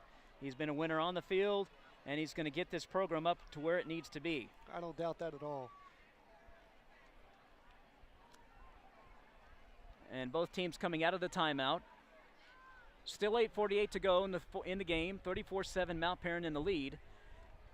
And as you just mentioned, Pinecrest Academy They have not beaten themselves tonight, in my opinion.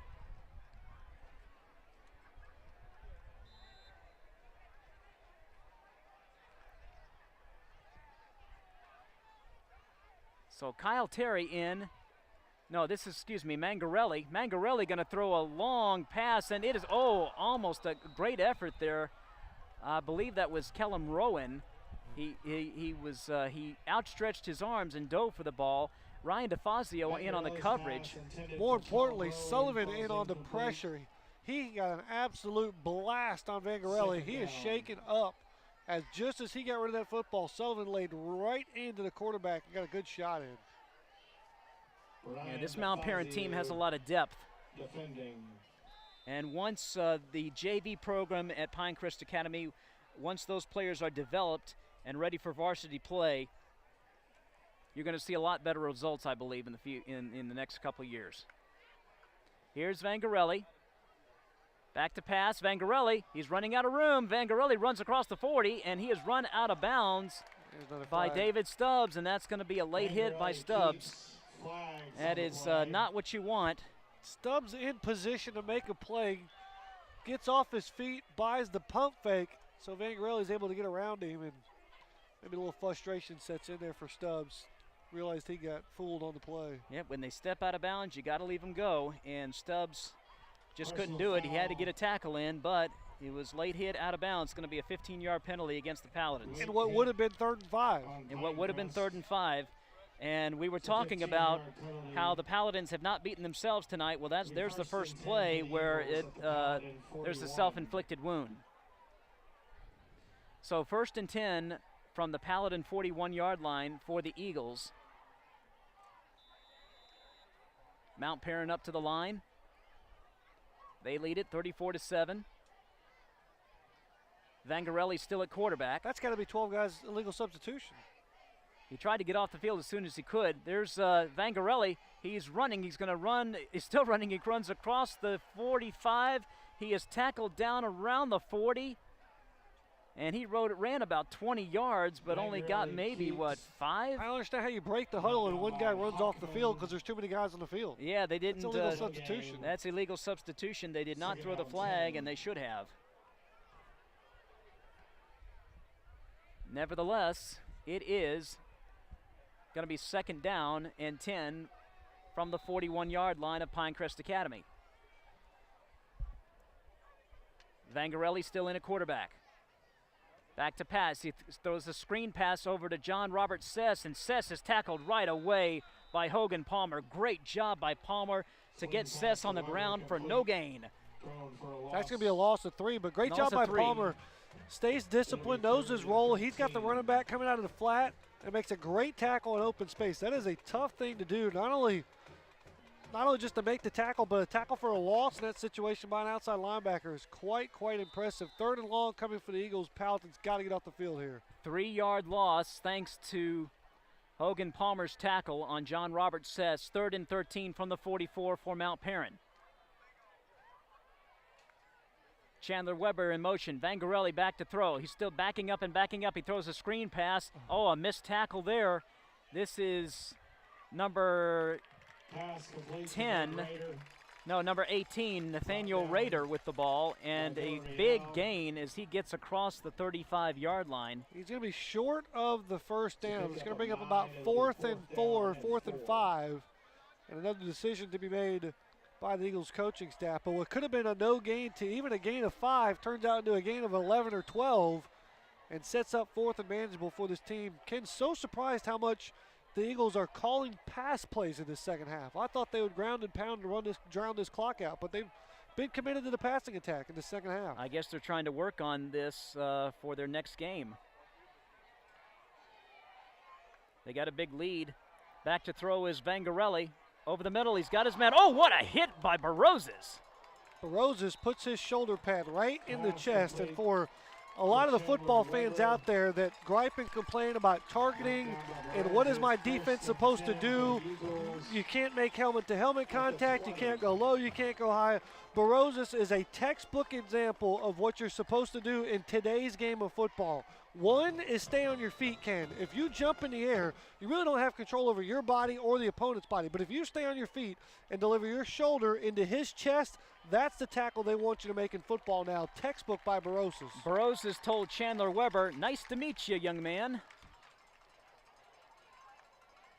Vangarelli rolls to his right. Vangarelli now rolls back to his left. He keeps running.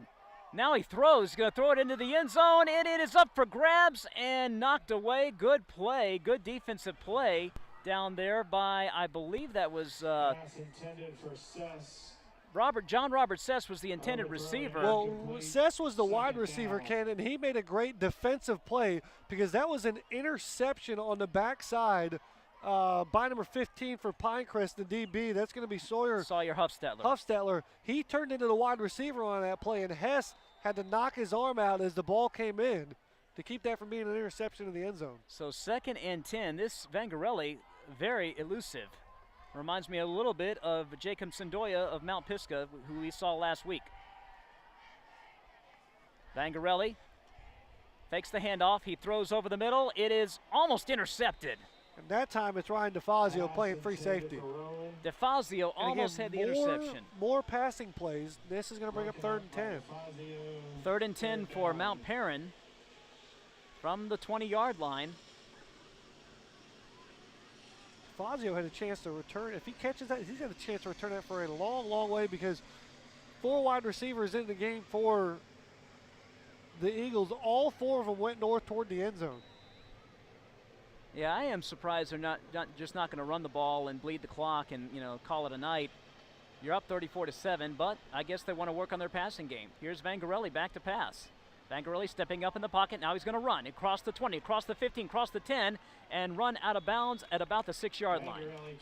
And he'll scramble for about 15 yards on 3rd and 10, pick up the first down, and Mount Paran will keep the ball. Mount Paran will keep the ball, and they have it 1st and goal from the 5. That's the 2nd, 3rd, and more than 10-yard conversion this drive for Mount Paran.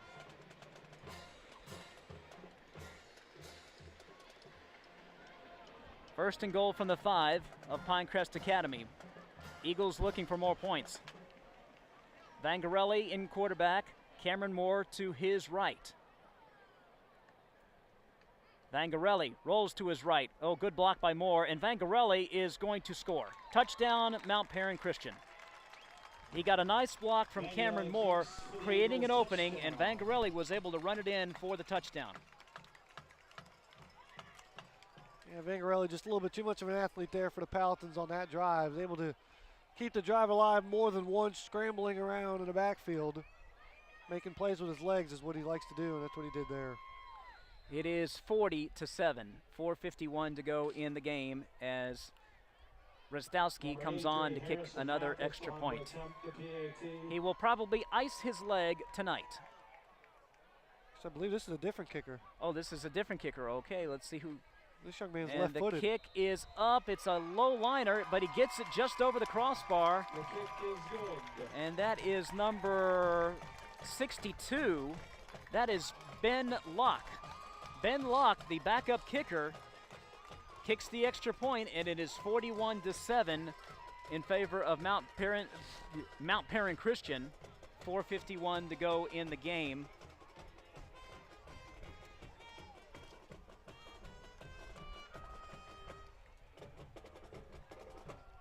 Want to remind you folks that these games would not be possible if it weren't for our sponsors.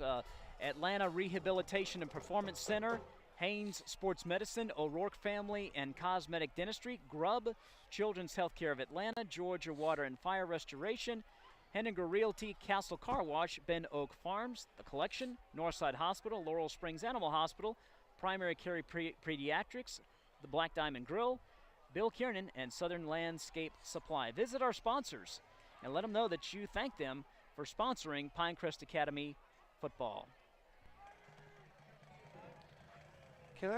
Might have to correct you there. That's going to be Duke Alt as the left-footed reserve kicker for the Eagles. Duke Alt with the extra point.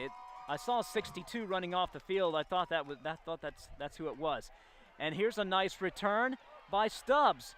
David Stubbs across the 30-yard line, across the 50-yard line and into Eagles territory. A short kick by the kickoff guy for Mount Paran Christian. This is another teachable moment here. Forget the score, 41-7. Pinecrest with good field position at midfield. 4:41 remaining in this ball game. Paladins have 2 timeouts remaining, and this is a classic need a touchdown late in the ball game, but you don't want to leave your opponent too much time on the clock. Every team does this drill too as well, where you try to score an efficient touchdown in about 4 minutes to try to chew up the clock but go down and score and put your opponents back up against the wall. So the ball is placed at the 48-yard line of Mount Paran Christian. Now Ryan DeFazio in at quarterback. He's going to hand it off to Michael Baroses. Baroses across the, he backs across the 50. Now he goes back. He went to the left of the 50 and then back across the 50. Didn't get much, if anything. Well, he ran about 30 yards on the play, but only got no gain out of it. No gain on the play there by Michael Baroses. Credit the Mount Paran defense. It's going to be 2nd and 10 from the 48 of Mount Paran. Tip your cap to both Terrence Mathis and Mitch Jordan getting some reserves in late in this ball game to get some quality experience for some of the younger guys. Absolutely, absolutely. So 2nd and 10 from the 48. 3 receivers to the right. DeFazio back to throw. DeFazio throws over the middle, and his pass is almost intercepted. Number 29, that is Dawson Smith. Again, Sullivan, wide receiver turned defensive player on that play, had to knock that ball out of the DB's hand before it was intercepted. Dawson Smith on the coverage almost had himself an interception. The intended receiver was David Stubbs, so it's going to be 3rd and 10 from the 48.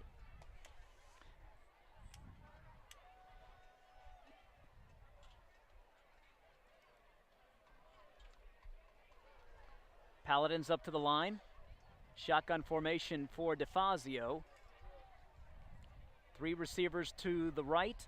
DeFazio back to throw. DeFazio's going to run with it, and he is going to be tackled at the 49-yard line, and he tackled for a loss. And that's number 87. That is Nick Oyola for Mount Paran Christian. A little desperation here, 4th and a long 12, maybe 13. 4th and 14 from their own 49. And are they going to punt? Yeah, it looks like they're going to change personnel. Yep, on to punt is Matthew Stone. They'd rather make Mount Paran go the length of the field if they're going to score another touchdown or field goal. Stone gets it. He punts it. Nice high punt over towards the sideline, and that ball is bouncing and goes out of bounds around the 23-yard line. Goes out of bounds at the 32. I'll take that back around the 32. Thought for a second it ran out around a little deeper than that. Team would like to pay special recognition to Reed Stallings, who is tonight's So Mount honorary Paran ball Christian with the ball, 2:47 to go in the game, and be interesting to see what the Eagles do here, if they keep throwing the football or if they just run the ball and run the clock out. Well, I got a feeling they haven't changed their game plan since halftime. I mean, they have run, I'm going to say 7 pass plays to 1 run play. That's at least called in the huddle. Now, we've seen the quarterback scramble some, but I mean, they've called 80% pass plays in the second half. 1st and 10 from the 32, 2:47 to go in the game. Mount Paran with a 41-7 lead. Looks like they're going back to running the football with some of the reserves in the game. Mount Paran Christian. Mount Paran's going to call a timeout. Want to remind you that we will be off next week, but 2 weeks from now, I believe we'll be playing Fellowship Christian. I look at the schedule,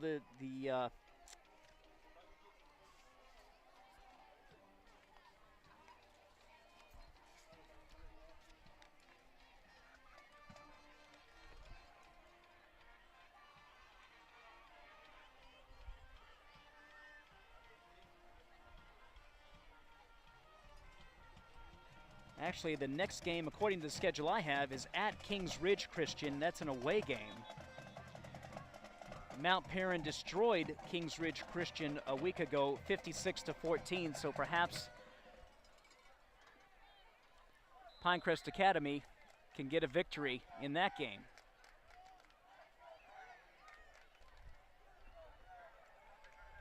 And running the football is number 20. This is Chris McCraris, and he is pushed down by Baroses, and he was tackled for a loss, I believe. Chris McCraris on the carry. 2:25, 2:24, clock ticking. Mount Paran will go to 4-1 overall, 3-0 in the region, and Pinecrest Academy will fall to 0-5. But as we mentioned, Matt, there has been improvement in the past few weeks, and even tonight, we stress to the fans and the Pinecrest Academy alumni watching and listening to this game, it's going to take Terrence Mathis some time, but he's going to get this program up and running. Here's a throw by Vangarelli. It's incomplete. I think that's Dawson Smith, the quarterback. Dawson Smith playing quarterback, and his pass is incomplete. Yeah, you mentioned it, kind of the state of the program addressed there, Ken, and you're absolutely right. And I would hope the people watching, or at least maybe what I see up here that hopefully comes through on your screens, is this team is getting better. I know the scores don't say that, but you talk about mistakes like turnovers and bad penalties, and a special teams mistakes that cost you points. We haven't seen those things here today that we have seen previous in the first 3 games. So this team is continuing to get better. The schedule's going to come back to their favor too as well, like you were saying. They started out with 2 7A monsters on their schedule. And so now you're going to play a lot of these private 1A schools in Georgia that are more in your competitive balance, competitive level, dealing with the same number of resources, the same number quantity of players, not necessarily quality of players, because we know Pinecrest has quality of players, but how many plays out there have we seen number 1 in Patrick Sullivan? I mean, Sullivan's out there for every single play, and I'm not sure Mount Paran has a single player that's played as many plays as Patrick Sullivan. Exactly. That was Matthew Moore on that last carry, and now he's going to punt the football, and punt goes straight up. It bounces around the 41 and goes out around the 40. So Pinecrest Academy will have the ball at their own 40-yard line with 1:02 to go, and plenty of time to put some more points on the board here.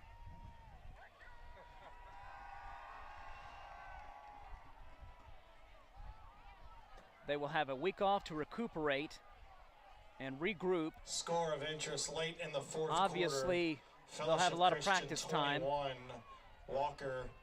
Fellowship Christian 27, Walker 21. Wow, good game there. Fellowship Christian beating Walker 27-21. Fellowship Christian still on the schedule for Pinecrest Academy. 3 receivers to the right. DeFazio in at quarterback. He hands it off to Hogan Palmer. Hogan Palmer across the 45, across the 50, across the 45, and run out of bounds at around the 42-yard line of Mount Paran Christian.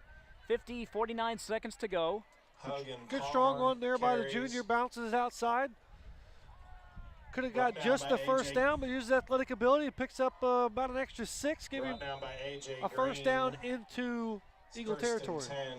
First and 10 from the Mount Paran 48. Ethan Massey in motion. DeFazio at quarterback. He gives it to Palmer. Palmer across the 40. Across the 35. And down at around the 34-yard line. Nice run by Hogan Palmer. Back-to-back carries for Palmer. Picks up a pair of first downs. And Palmer carries. Nice positive note for Palmer to finish on tonight, as well as this Palatine team. So they got 13 seconds. Enough time to throw the ball into the end zone. Maybe 2 shots into the end zone.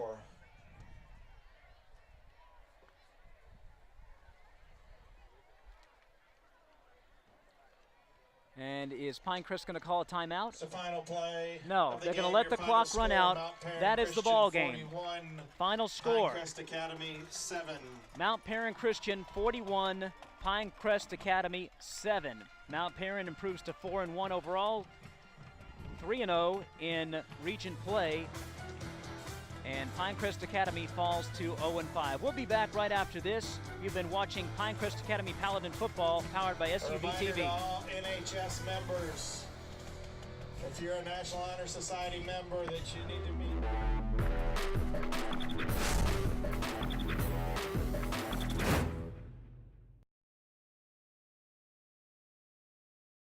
This Pinecrest Academy football broadcast is brought to you by O'Rourke Family and Cosmetic Dentistry, Haynes Sports Medicine, S.J. Palzo, Oral and Maxillofacial Surgeon, Atlanta Rehabilitation Center, Billy Howe Ford, and Alessio's Restaurant and Pizzeria.